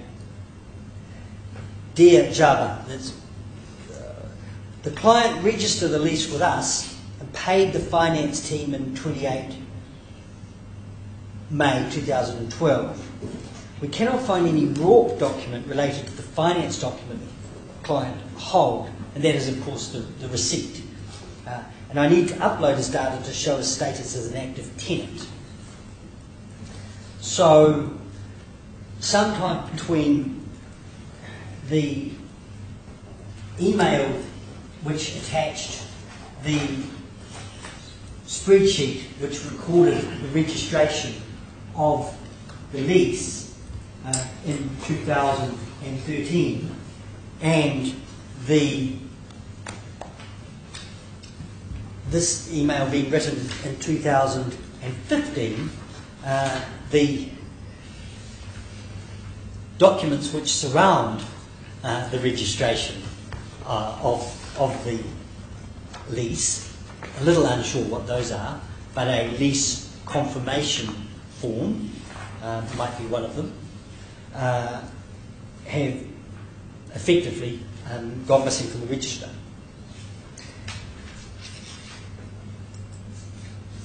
Next point. 18, and this is, if you like, our statement of principle. The leasehold interest was unequivocally established by the registration, and that interest was vested in Vegie Bar, who held an indefeasible interest. The registration conclusively proves that the leasehold interest of Vegie Bar in the underlying units, perhaps expressed better, there is conclusive evidence of the leasehold interest of Vegie Bar. The registration supplants from 28 May 2012 any necessity to establish that ENDBP is bound by the lease via an independent route, e.g. equity. And this simple point I make regarding the equity is that when he entered into the lease in 2010, registered or not, he had an equitable interest in that lease, which was capable of registration, capable of being registered. Then it became registered. And if ever it became unregistered, it switches back to having an enforceable, equitable interest in the lease.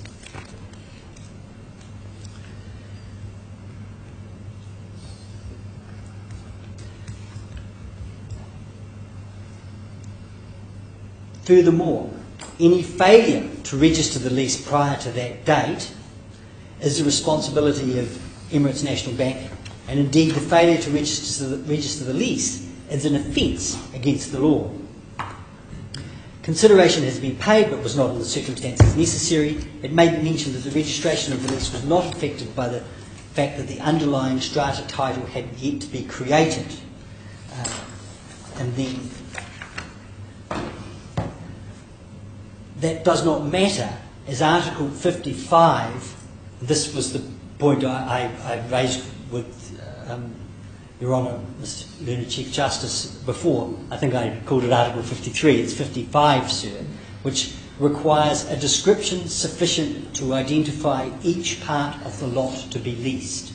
And so, presuming that there was a plan, I must confess I thought that was the plan, but maybe it wasn't. But there was no real difficulty, anyway, in the unit being registered as LP5 and LP6. Nothing to stop it. The retreat from registration. there exists a great deal, but far from complete material dealing with the change of name of the units from LP5 and LP6 to R17 and 17B. This purportedly resulted in the lease being withdrawn from registration as the units no longer existed. None of it truly makes sense. It's all explained in the witness statement of Mr. Al-Khalili from paragraph 18 onwards. The conclusion of this curious and somewhat shambolic process was that Mr. Al-Khalili was directed to Mr. Ali Khaitoub, the Emirates National Bank Dubai Properties GM, who was apparently willing to assist in the process. So, in a nutshell, what happened in 2015 when Mr. Al-Khalili started getting quite insistent about his lease was that he was told, well, your lease details have changed. It needs to be re-registered. You need to go and see Mr. Ali Khaitoub at Emirates MBD and he'll help you. Mr. Naki went and he couldn't see it. He sees it in one document, he went 20 times all over the entire period. And eventually he took his lawyer, Dr. Abu Hawash of our firm, and that didn't work either, and hence these proceedings. What is also said is that he failed to bring back a completed lease registration form signed by Mr. Ali Khaitoub. And that lease registration form is produced, but Mr. Al-Khalili says, I never saw it, I never wrote it, I wouldn't have written it, it gets my landlord details wrong, it gets the unit numbers wrong, it's got other details which are wrong. I would never have entered that information into it because I knew those details off by heart. And so he says, I've never seen this document, it wasn't mine, and one wonders whatever could have been the effect of this second lease registration form in respect of a lease which was already registered and which only needed the unit numbers changed, which was a couple of strokes on a couple of touches to a keyboard. That's the door numbers change. So the alleged, I'm conscious of the time and I realise you're familiar with this material. There's significance in that because the LP is presumably leisure premises, whereas the RP is retail premises. That is presumably the significance of the point, because of course that's what ties in with the strata management plan and the absence of any allowance, the objection to these premises being used for a restaurant, which is what appears to have given rise to the problem. Have I understood that right? I don't actually see. I don't know what LP. Right. All right. Maybe it's speculation. It sounds right, but I've never investigated what LP.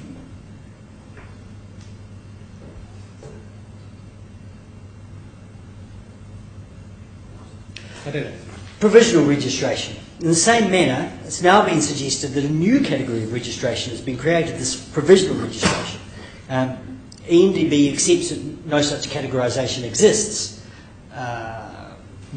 That was before I saw my learned friend skeleton, which seems to revert and say that provisional registration does exist.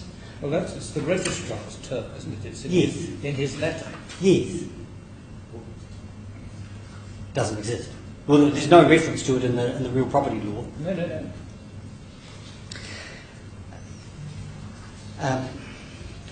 In any event, we say that registration, call it provisional if you like, is registration nevertheless. My learned friend, I think, takes a position that if it's provisional, well, it can't have been registered. But there's a massive number of problems with having a provisional registration of a lease. It's really, what do you do? Move out after 6 months? I'm just not sure. So, simply put, there does not appear to be any substance to the submission that the lease was not validly registered in the first place.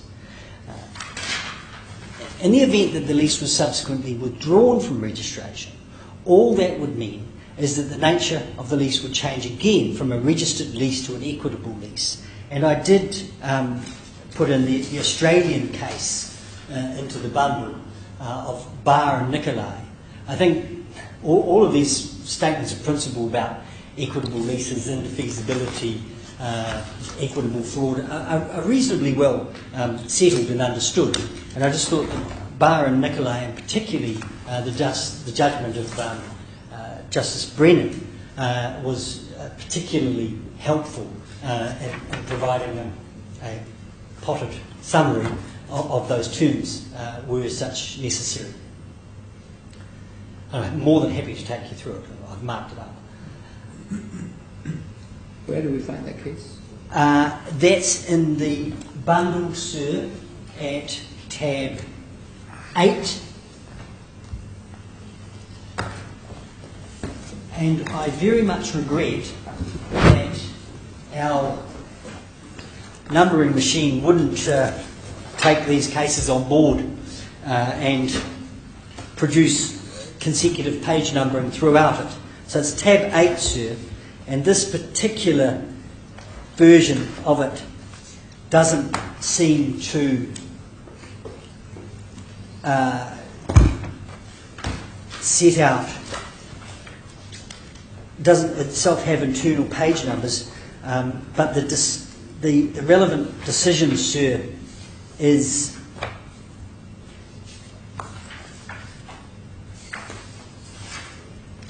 Brennan J, and his is there's 3 decisions, sir. His is the final one. So the best I can suggest is that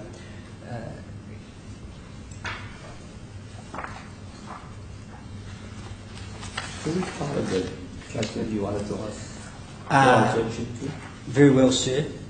Does it really help you? And the point you make is very simply that it falls into Article 31H, because you say this is an equitable obligation that binds the registered owner because he participated in the lease registration form. That's what it comes to, isn't it? So we don't actually need authority. It's what it is. It's either you're inside the statute or you're not. I agree.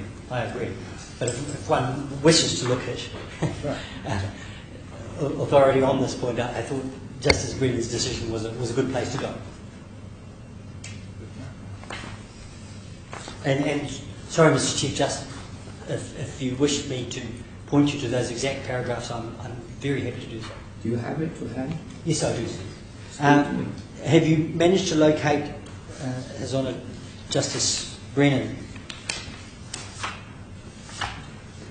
who later became the president of that court? Just give us the paragraph. Yes, certainly, sir. Well, I thought it paragraph 4, and there it sets out the vexed clause in the contract. So it's paragraph 4 is also encloses clause 4 of the agreement. And immediately below that, as the bars conferred upon the bars an equitable interest in lot 40, not a mere contractual right, as the Thompsons knew of that interest at all material times. And then, sir, moving on, His Honour summarises, and I'm at paragraph 11,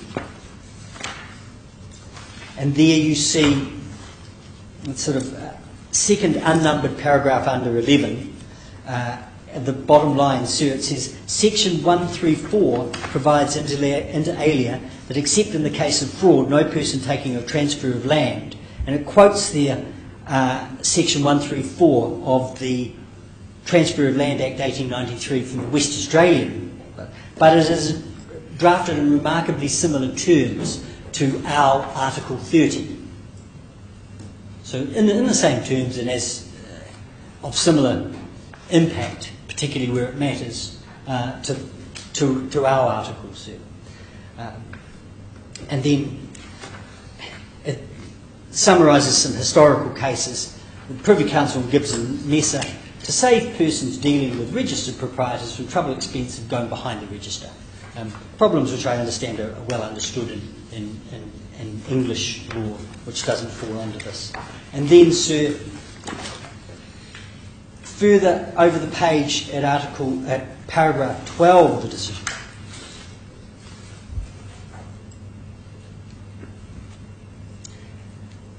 The title of a purchaser, and this gets to the notice point really, because of course the question, or was the question last time we were here, is well, is anything that ENBD have done more than mere notice, or being aware of the arrangements between you and UP? It has to be more. And that's the law. And so 12. Unlike the title of a purchaser who not only, however, the title of a purchaser who not only has notice of an antecedent unregistered notice, interest, but who purchases on terms that he will be bound by the unregistered interest, is subject to this interest. And indeed, in my respectful submission, that position was reached on the exchange of letters of the 18th and the 26th of December. And the fact that they were subject to contract is not important if that contract was subsequently entered into. I don't think it's a pre-contractual negotiations point such as point 3 of Lord Hoffman's dicta in investors' compensation. So it's part of the factual matrix. It's not a position reached between the parties in pre-contractual negotiations which one party wishes to revert to subsequently. It's probably enough of that to put forward. Finishing off your argument now. And then, Sir, 13.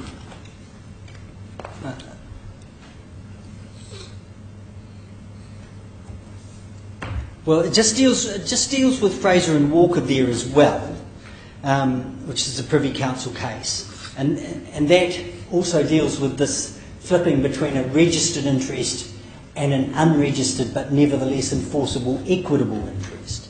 And Fraser and Walker's is authority for the proposition that the principle of indefeasibility in no way denies the right of the plaintiff to bring against a registered proprietor a claim in person founded in law or in equity for such relief as the court acting in person shall grant. Paragraph you read. I'm at, it's paragraph 12 of the judgment, sir, and it's 2 down where it says in Fraser and Walker, and I'm reading the quote from Fraser and Walker, sir. You're still a bar in Nicolay, are you? Are you still a bar in Nicolay? Yes, sir. Yes, sir. Yes, sir. I don't see the words in paragraph 12. That's all about look view. It's paragraph 13 you're talking about. Immediately above, hopefully the 13 you're looking at starts Barwick CJ. No. Here's the problem. According to the decisions of this court of active fraud. I'm sorry, sir, I've been directing you to the wrong decision. I should have done something with that. You're reading the earlier judgment. If you go about There's 3 judgments. 30 pages on, you'll find the judgment of Mr. Justice Brennan as he then was. It begins at the bottom of the page. You go through paragraph. If you go to paragraph 76, you then find Mr. Justice Brennan's judgment following it, which begins again with paragraph 1. Have you got 76?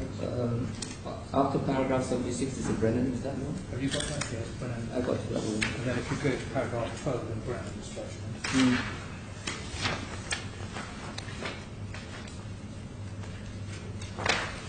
Yeah. So those are the 2 passages he's just referring to. Paragraph 12. Thank you.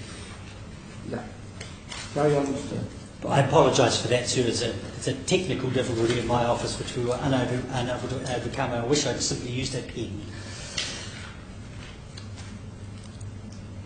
So, Barwick CJ, proceedings may, of course, well, can I just go back up it was 12 at the beginning, sir, which, however, the title of a purchaser who not only has notice of the unregistered interest, but who purchases on those terms, will be bound by the unregistered interest and is subject to that interest. Equity will compel him to perform his obligation. And I had earlier made reference to the very old case of Walsh and Lonsdale on exactly that principle. I think you can stop at Walsh and Lonsdale. I think none of us have forgotten that one. I think all I wanted you was to give me the references. Just give me the references. Very well. So next, Fraser and Walker, and following that, more from Fraser and Walker under Barwick CJ, and I'll read this on my Yeah. time. Can you finish your argument, please? yeah, exactly, sir. Thank you. Was the lease withdrawn from registration? And then, no. The lease continues in existence. It's still valid, including against a subsequent purchaser. Okay. So, starting point is that indefeasibility the principle of indefeasibility is of no assistance to ENDBP, because indefeasibility doesn't protect you from your own actions. Okay. It only protects the subsequent purchaser. And so a subsequent purchaser for fair value without notice, a bona fide purchaser for fair value without notice is protected under the principles of indefeasibility. And the only codicil to that is whether this court exercises immediate indefeasibility or something known as deferred indefeasibility. And I'm not suggesting that this is a case where the court needs to consider that. Okay. But registration, so I think you're running over your time limit. yes, sir. Okay, registration can only be withdrawn in one of three ways. It expires, it terminates, you're surrendering it. And Look, your basic story is there's indivisibility, there are exceptions, and you also have an info so I'm right. So either way you get there, right? it's exactly the case, sir. Yeah. You got the message. I do, sir, just on the page I'm getting to, get into a pretty dense, and I might go to the end of that and then actually almost stop, sir, because then I get back into equity, which I think is pretty well understood. But if you would indulge me just a few minutes longer, and I'll just get through this page I'm on, and I think I can pretty much stop. No, I've already shut my volume. Thank you, sir. Okay. And I'm just pointing to Article 30 there. Subject to this law, and that's subject to Article 31H, so that brings the equitable part in. I'm at the top of page 11 of my skeleton now, sir. So subject to this law, that's subject to equity. A registered owner holds a registered interest, subject to all prior interests registered or recorded in the folio of the register for the relevant lot, but free from all other interests. And in a nutshell, sir, if what we are looking at there on that spreadsheet is the register, well, it's still registered. That's the short explanation. At paragraph 35, I say there, sir, that as explained by Mr. Stoddard, and his rendition of the processes adopted by the law, there does not appear to be a filing system or electronic database or records which holds or records all of the documents registered or which might affect registration of registered instruments. Indeed, he is at pains to point out that the RORP has granted considerable latitude. What are you reading? I'm at paragraph 35 of my submission here.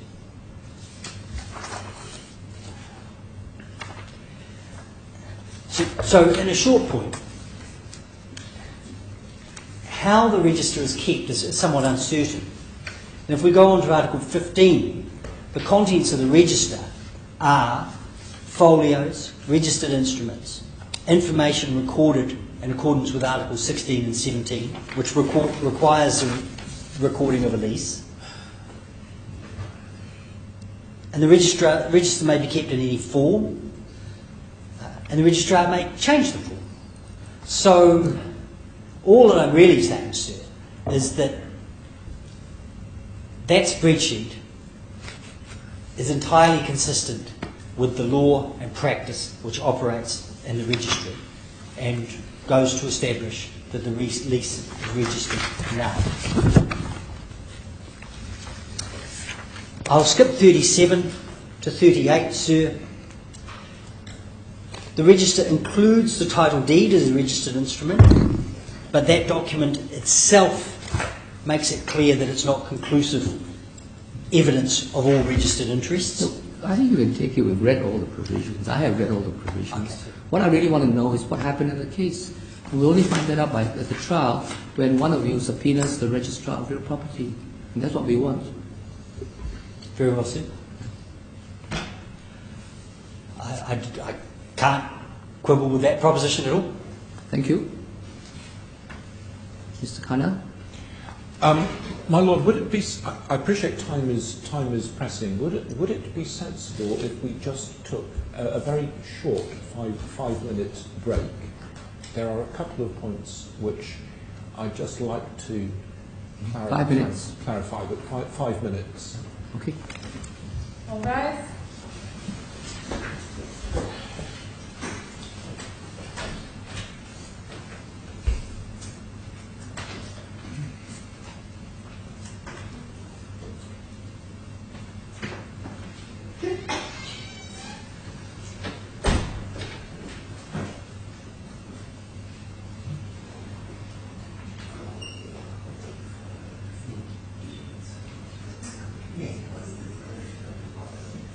No, he's saying what's the link between LP and R? What does LP say?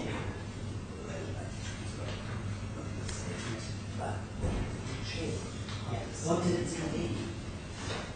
What does it refer to?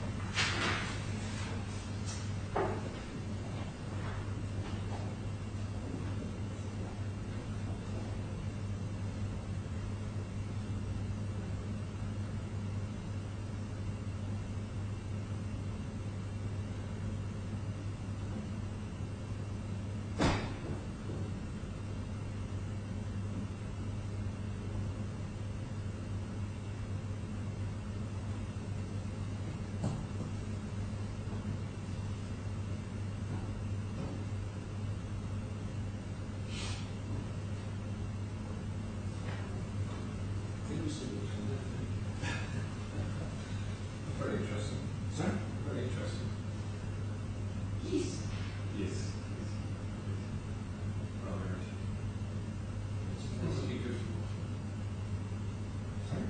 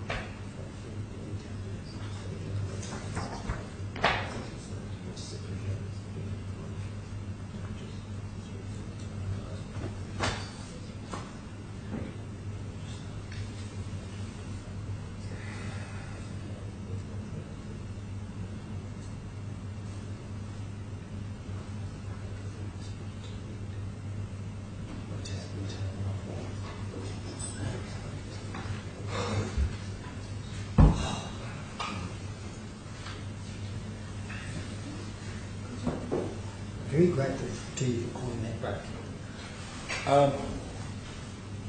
Enlightened self-interest. I also know there's no such thing as a 5-minute break in Dubai.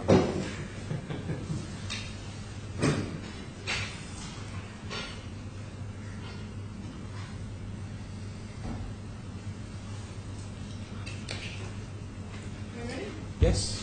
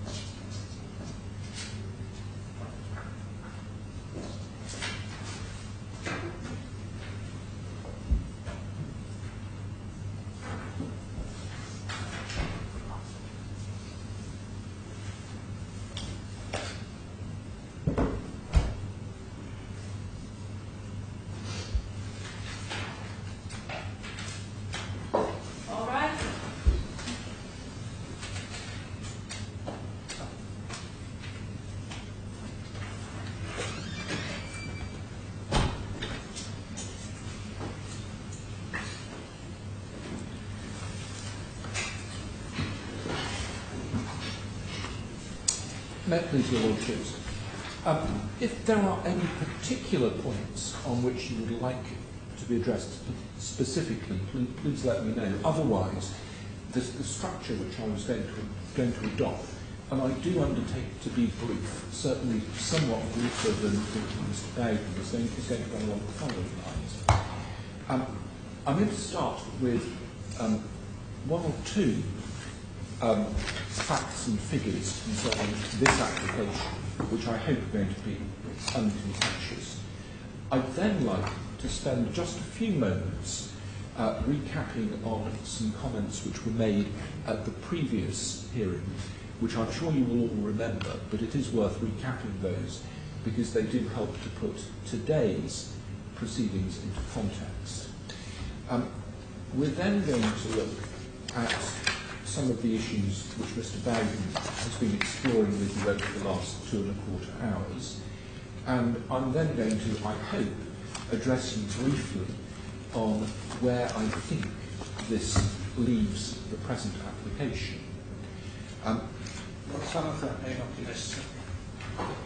Well, tell me when some of it is unnecessary. Well, can we just try and clear the ground, which we did, I think, at the outset. Yes.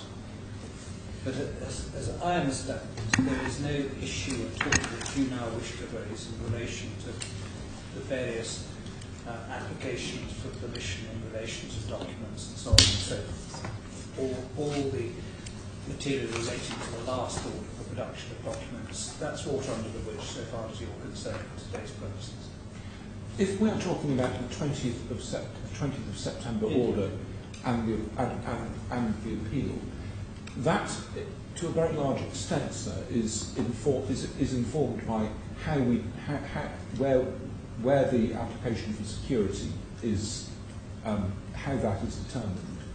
So it may become an issue, but I rather think it won't.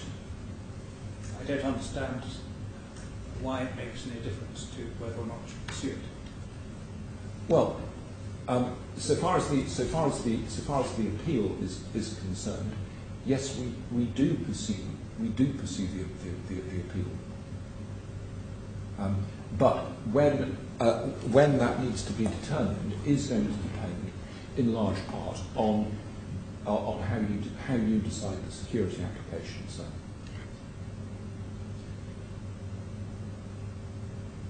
So far as the security application is concerned,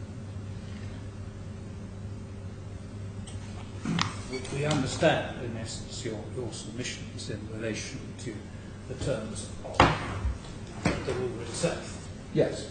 Which is the key. Yes. Investigation of the merits is strongly discouraged only in those cases where it can be shown without detailed investigation of evidence or law that the claim is certain or almost certain to succeed will the merits be taken into consideration. Precisely right. And what we would like to know, I think, is whether there's any difference in your submissions in the context of the position as it was at the time the judge had to take his decision and the position as it is today. Well, I can deal with that, I hope, quite briefly, my lord. And the short point is that our position remains as it was before the judge on the 22nd of September last year. I can fairly briefly explain to you why the matters which have come to light as a result of the claimant's extensive disclosure applications, in our view, do not affect the RDC 25.110 point in the least little bit, simply because we take the view that on the certain or almost certain to succeed point, the claimant simply does not get over that hurdle, nor comes anywhere remotely close to it. Well, there are two different points. One is without a detailed investigation of evidence or law, which some might think we have been embarked on this morning. But the second question is, and I think you've already answered it, that you say even with such a detailed investigation, your submission is it's still not possible to say that the claimant is almost certain to succeed. That is exactly right. And of course, current view is that it could not be shown without a detailed investigation or of evidence or the law that that is the position. Though, speaking for myself, there's a strong case being made out, putting no higher than that your client was party to the lease registration form, applied for the lease to be registered, and therefore was on full notice of the lease and must be taken to the purchase subject to it, whatever the terms of the earlier agreements may or may not have said. Now that seems to me, and I'm speaking personally and not on behalf of the court, because is your difficulty. There are then a whole sequence of difficulties that arise about whether there was actual registration, provisional registration, registration followed by deregistration, and the inconsistency that obtains between the quote lease registration on the one hand and the strata plan registration on the other. And again, those matters ought to be the subject of proper investigation, which at first blush ought to involve both union properties and the registrar of the property, assuming he can be sued or brought before the court, or alternatively the subject of rectification of the register if necessary. All of which involves, quote, detailed investigation, unquote. Now, in the light of, were that to be the view of the court, would you want to address the court in any detail on any of the matters you've raised? Well, I think the only matter I would like to address the court on that basis is going to be very briefly to look at the lease registration form, so-called, and to look again, I hope very briefly, at what the claimant has actually said about that. But I'm from what you've just said, my lord, I'm not convinced that that is actually going to be particularly of any particular utility in the context of this appeal against an interlocutory order. Because you may take the view that prima facie the claimant has demonstrated that it has a strong case, to use your word. What I said on the previous hearing was we accept that this case is arguable. Now, whether there is a huge, we say arguable, but it has enormous difficulties. For the purposes of today, the, shall we say, distance between arguable with significant problems and strong may be a matter of semantics more than a matter with which you... Because it doesn't reach the 2510 criteria. Quite so. Quite so. Now, if, and I'm completely in your hands, you take the view that there is any utility in me addressing the court on essentially the difference between those two positions, then I'm happy to do so. But the sense I have, my lord, is that you don't feel that that's going to be of any great benefit to you, at least for the purposes of today. And I think it does go without saying that for the purposes of this case going forward, we have taken the view from the outset that there may well be matters which are properly to be explored at trial. Those are not matters which should be the subject of essentially an interlocutory skirmish. and that's a view that we have taken really from the outset.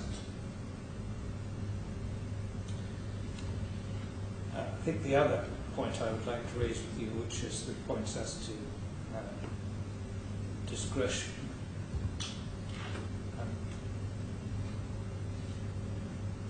As I understand it, your client is telling the court that it has no further documents to disclose,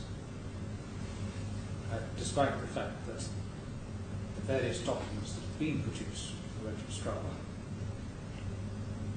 would indicate that your client has been party to a number of documents that you have not produced. That's not quite right, sir. The position is this, and I can take you to the order that was made on the 23rd of March, if you would like me to.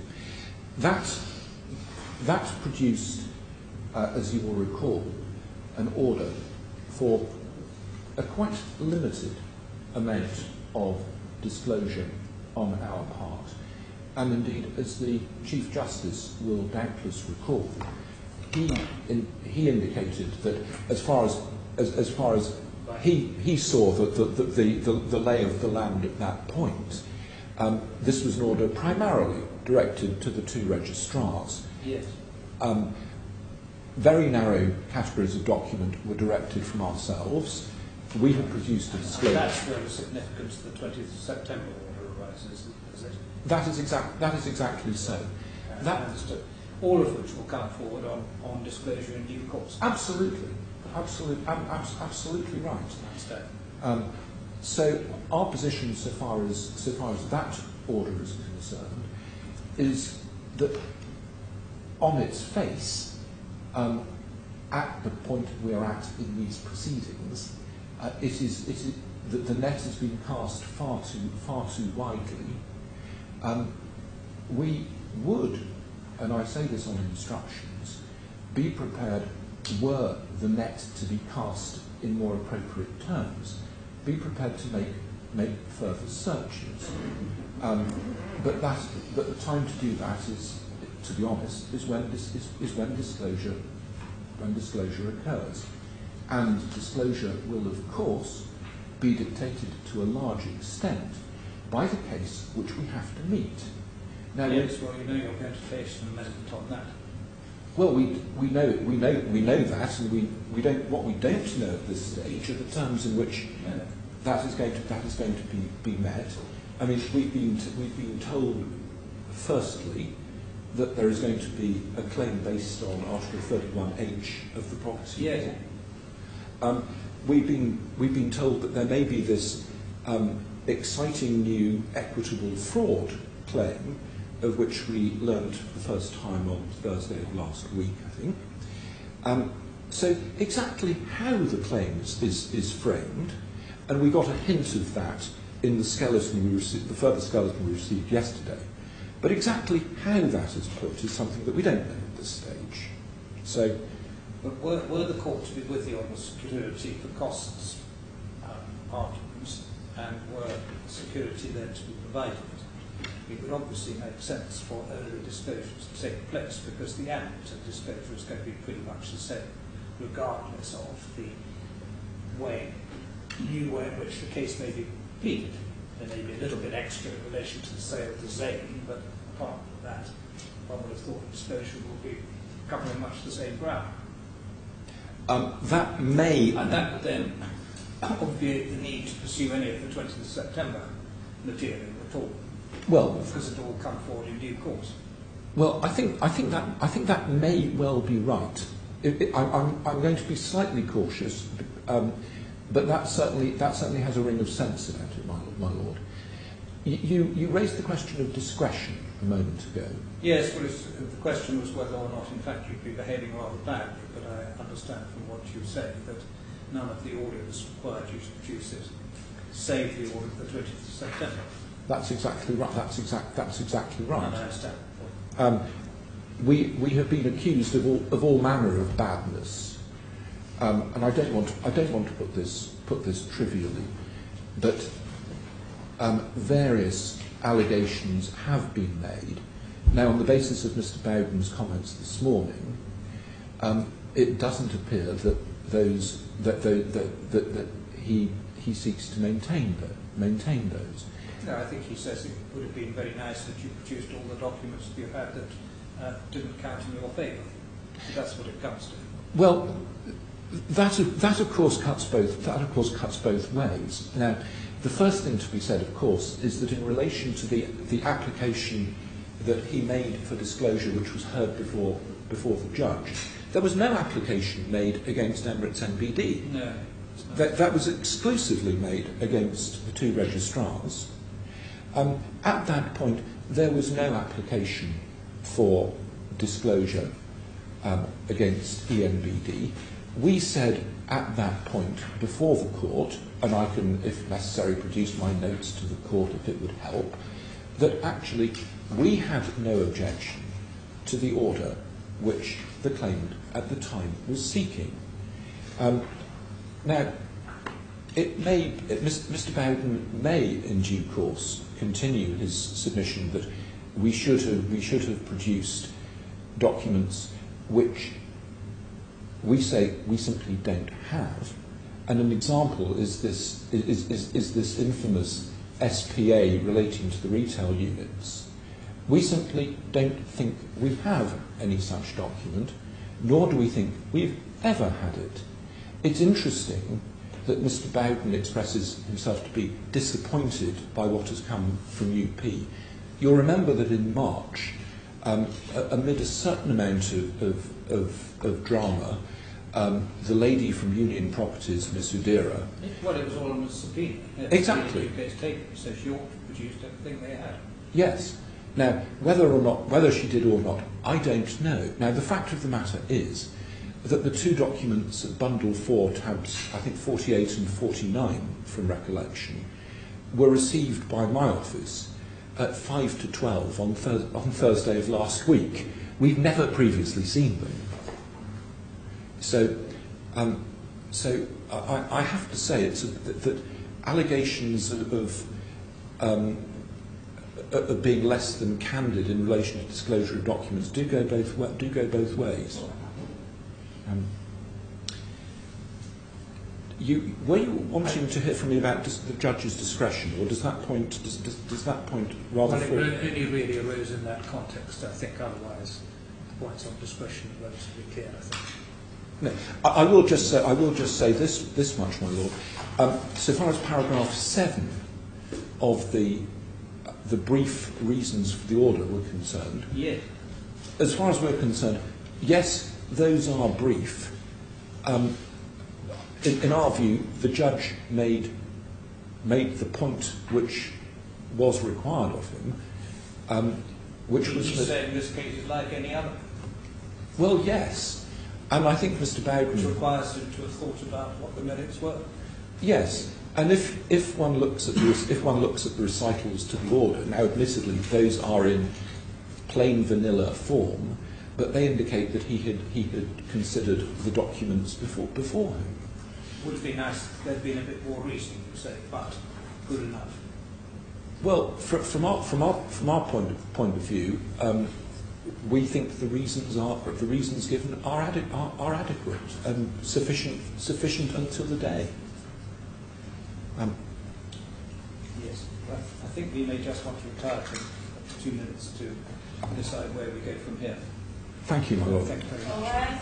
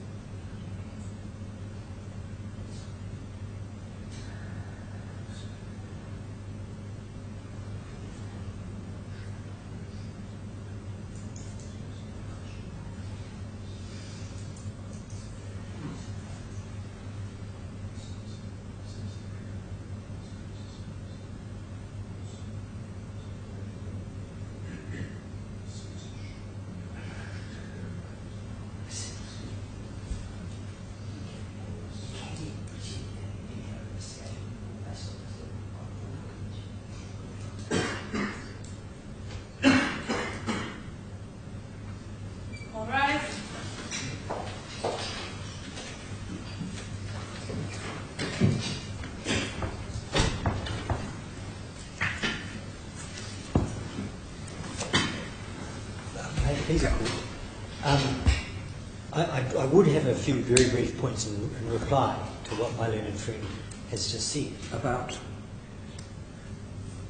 Well, what? Yes, go and tell us. on the issue of the detailed investigations, this case can be determined without a detailed investigation of the facts, because you have it right there in the beginning of Bundle 4, the 7th witness statement of Mr. Al-Khalili, which attaches only 4 documents. I think we have your submissions on that. You've got that, Nancy. I think. And- Thank you, Mr. Bowden. There's one other point too, is that this application for security for costs must, as a absolute bedrock fundamental, be supported by evidence, and it's not, only by an inadmissible witness statement. Okay? We've been through that. We've been through Mr. Bowden. The Chief Justice dealt with that last time. Certainly, and adopting entirely what His Honour's Chief Justice said, it's submission. It's not evidence. Thank you. Mr. Cornell, we don't need to hear from you. This court takes the view that the security for costs order should be upheld, but it also takes the view that it's necessary to make orders to move this case on, which would require you to give disclosure before any amendment of the pleadings takes place, because otherwise we see this case as going through a series of further amendments. There'll be an amendment, and then there'll be more documents, then there'll be another amendment, and it therefore makes sense for Mr. Bowden to have all the relevant documents. Now, is there any objection to you effectively giving what amounts to standard disclosure at an early stage? Would you like to start investigations and so on? I understand. The position on that, my lord, is that I see no difficulty with that at all. We'll be giving a time period during which Yes. security has to be provided. That's time during which you can then carry out the necessary investigations. I think that makes eminent good sense. The one point that I would make is that, as I think will be readily understood, my client is part of a large organisation. I think it has already been understood by this court that the organisation of the underlying events behind the transactions giving rise to this dispute might have been better organised by all parties concerned. I think somewhere the word used is shambolic. That is used by Mr. Bowden, and I don't think it can be improved upon. But I think that applies to all parties concerned. Yes.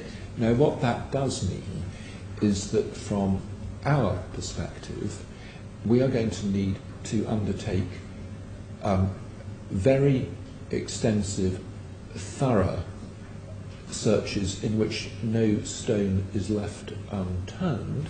But nonetheless, there could be, so to speak, rolling disclosure.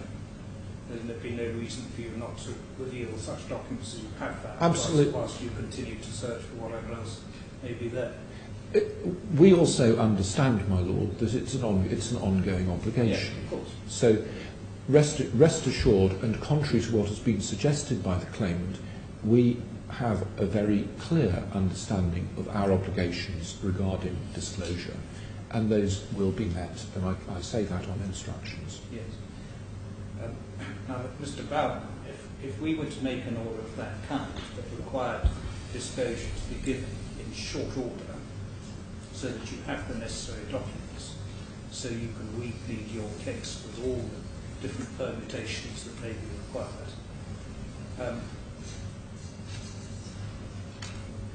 In that context, we would simply be thinking of revoking the order that was made on the 20th of September, and what you'll get is something rather wider than that, in fact, because you'll be getting standard disclosure at an early stage. That would be acceptable to you in the context in which we're currently thinking of making an order for security of costs. Well, You're going to finish up with... I'm not going to re-argue my case here, sir. I'm absolutely not. But I struggle with the notion that the respondent complied with the order that was already given on the 23rd of March. As simple as it was, they didn't disclose the lease registration form, for example, which was crucial. Secondly, the order of the 20th of September is drawn with a great deal of specificity. I understand that, and that would form a basis for the order that's going to be made. I understand that. You're not going to get less than that. You'll get more than that. That's the point. Yeah. And it seems to us that you should have as much material as is available so you can plead the case the way you want. But it also gives rise to this further point, which is that, at least in the view of the court, there are two other parties who need to be present. And the court's not in a position to join parties. The parties themselves have to do it. And it's a question between you should talk to the two of you to decide who's going to join them and in what circumstances. But they plainly ought to be joined. If I might say so, the logical extension of where I've got to in this case is in fact to ask the registrar to amend the register to reflect the lease, and which would bring the whole thing in.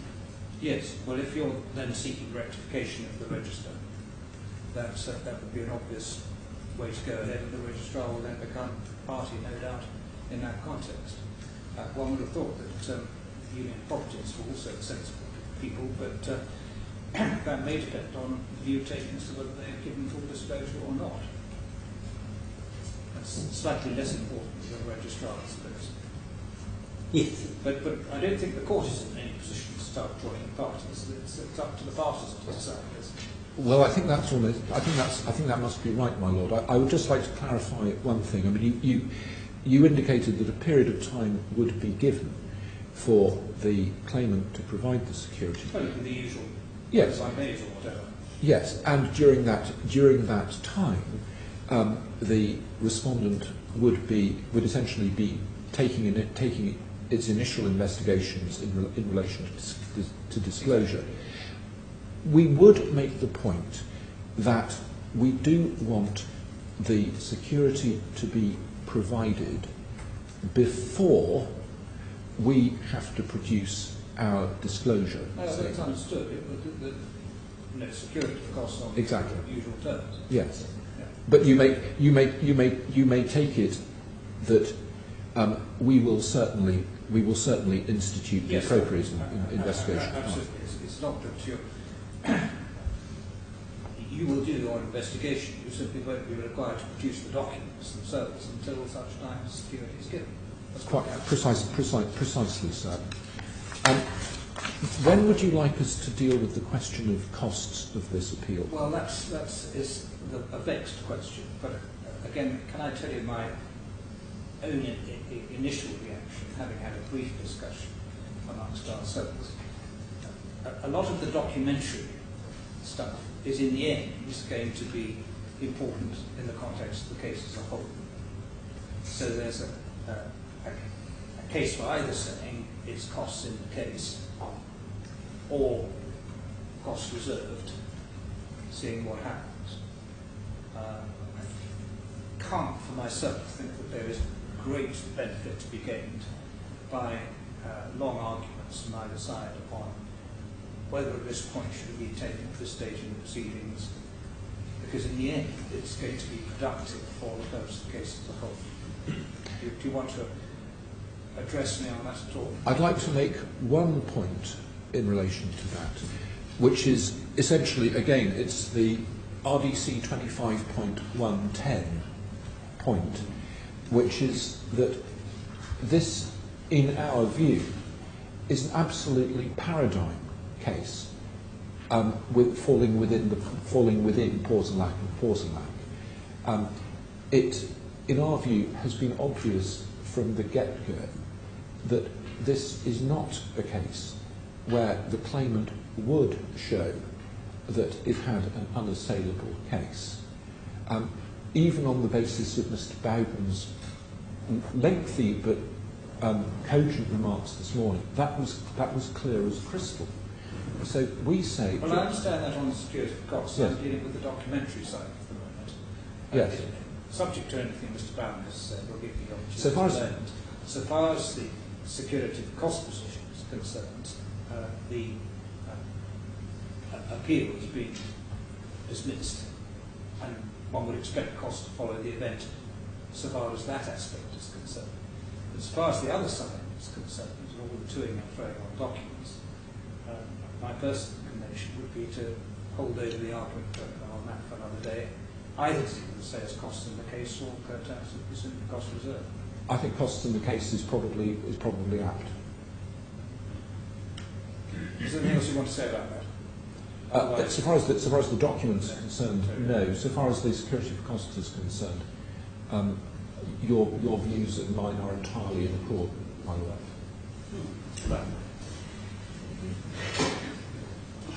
In that case, I think everything should be cost in the case. How does one discern what falls into one side and what falls into the other? Well, there is a clear distinction, isn't there?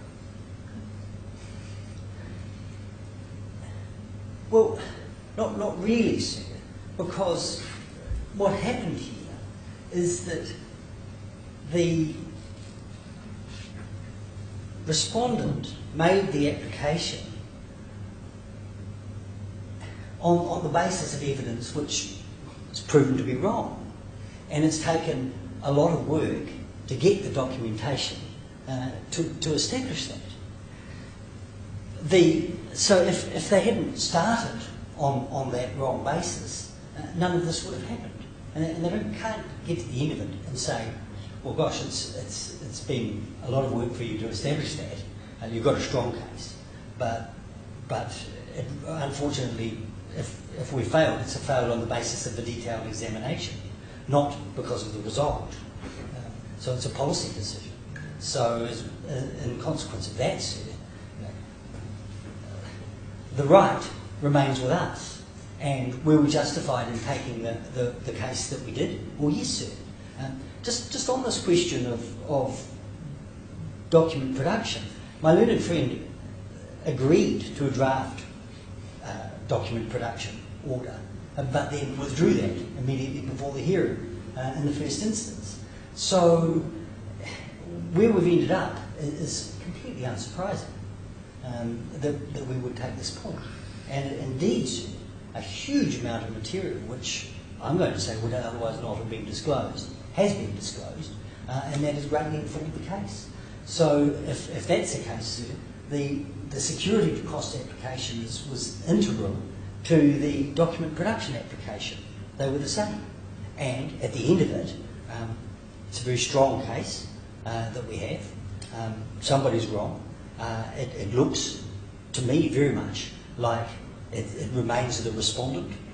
He can't blame the registrar. It seems impossible to blame Union Properties for it, but we'll go back and have another look in view of everything we know.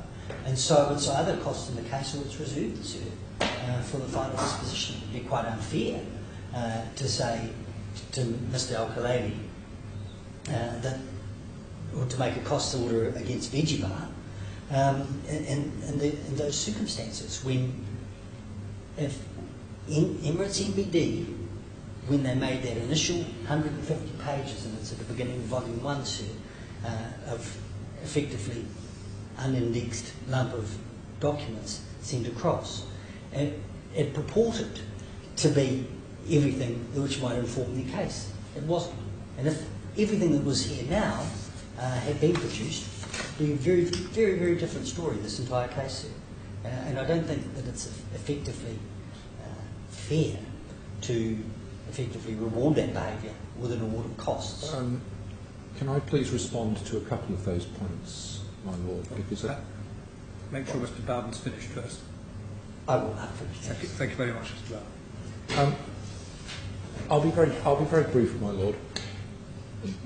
The position which Mr. Bowden seeks to align is to say that he has a strong case and effectively security should not have been given in the first place.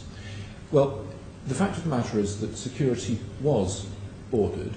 We say security was ordered for entirely right and understandable reasons.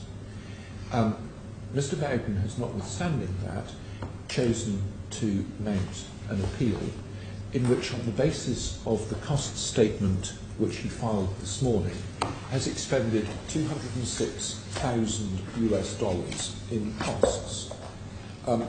The respondent has been put to a somewhat more proportionate amount, slightly over 125,000, but the parties' costs of this appeal, taken cumulatively, amount to over 1 million dirham, or just short of £200,000 sterling. Had Mr. Bowden taken the view, which we say he should have done, which was to say, we'll pay the security, we will get on with this case, we will make our disclosure applications, then the high probability is, my lord, that we would now have got to a trial, and if Mr. Bowden's position was as unassailable as he thinks it is, he would have got his judgment. As it is, we've embarked on this interlocutory frolic. Now, my lord, you have indicated that the security for costs order will stand, and really that should be reflected in the order for costs. There is no difficulty whatsoever, in my view, in distinguishing between costs related to document issues and costs specifically related to security for costs. That is not a difficult task at all. And in our view, given the history of this matter, an order that the costs of an occasion by this appeal should be the defendants in any event is no more than the proper order to be made. If I can help you further, my lord, please say so. I think we'll take into consideration those submissions in the order and judgment that we make.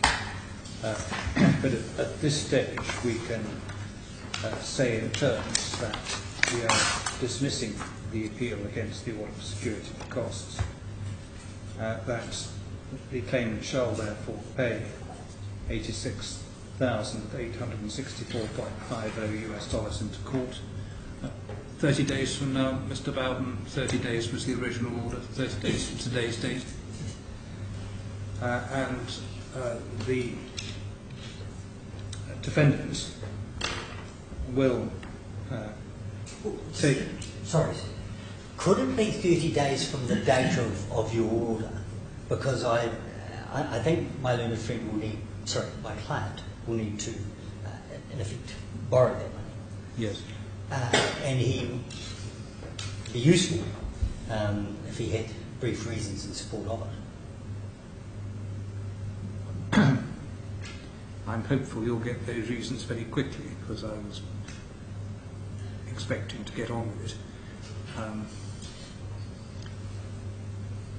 Thank you, sir. Yes, if there's no apparent put the difference. burden on me to do something quickly. Very good. All right, from the date when the order is actually Thank you, sir. published.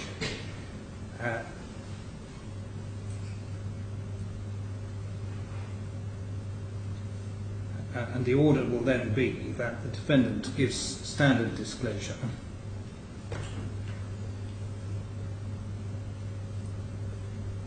and will say that within 35 days of the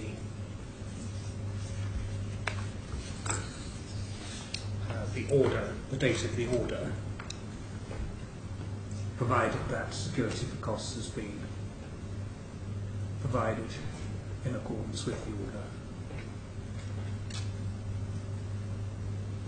So is that within 35 days of compliance with the order, or...? No. The whole point being that you get on and do the investigation now, but 35 days of the date of the order you will actually provide standard disclosure. While it's not a particular consideration in this part of the world, that does take us slap bang into the Christmas period, doesn't it? Right.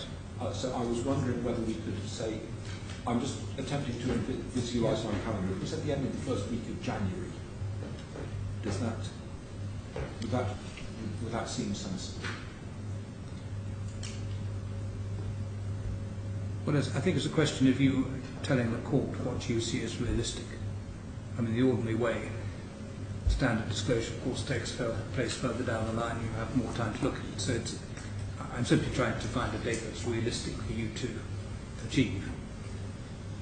But obviously with a view to getting the case moving forward, because we know there's going to be an amendment and there will be further pleadings and so on. So no, I'm sure that's right, my lord. If we were able to say the end of the first week of January, we would work towards that. So it's the dates for that would be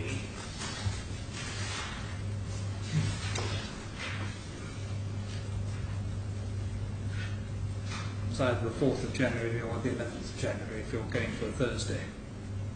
Well, it won't surprise you to hear that I would prefer the 11th, but I would in your hands. We'll say the 11th of January.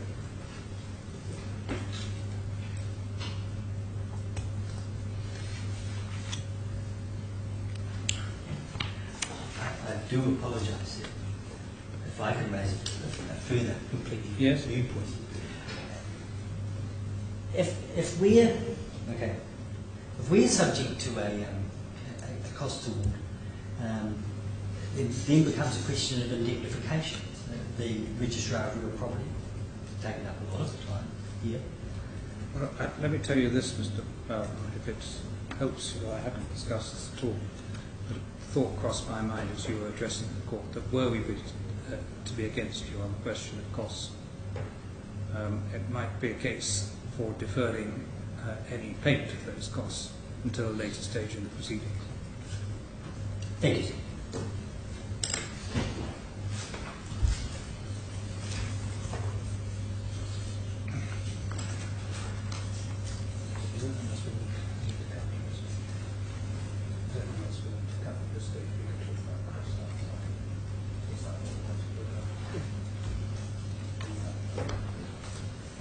Is there anything else anybody needs to raise at this point? I don't believe so, my lord. I don't think there are any other orders we can make that are going to progress this case any quicker. Do you need, for the sake of good order, to indicate that the 20th September order is superseded by this order? Yes. The only question is what form that takes in the light of the various appeals and so on. But if the parties are content, that we should simply say that order is superseded by the effect of this order. I'm certainly content with that approach. And otherwise, we're going through the question of do you have permission to appeal and does the appeal succeed and all that sort of thing. It's simply a practical approach here to say it's revoked, it's superseded by the order we make, or encompassed in the order we make. I don't doubt that your lordship is rather better at coming up with clever forms of wording than I am, so I'm content to leave that in. Well, I haven't thought about it, but I'm sure we can find some words that works. All right. Thank you very much, both of you. Thank you very much.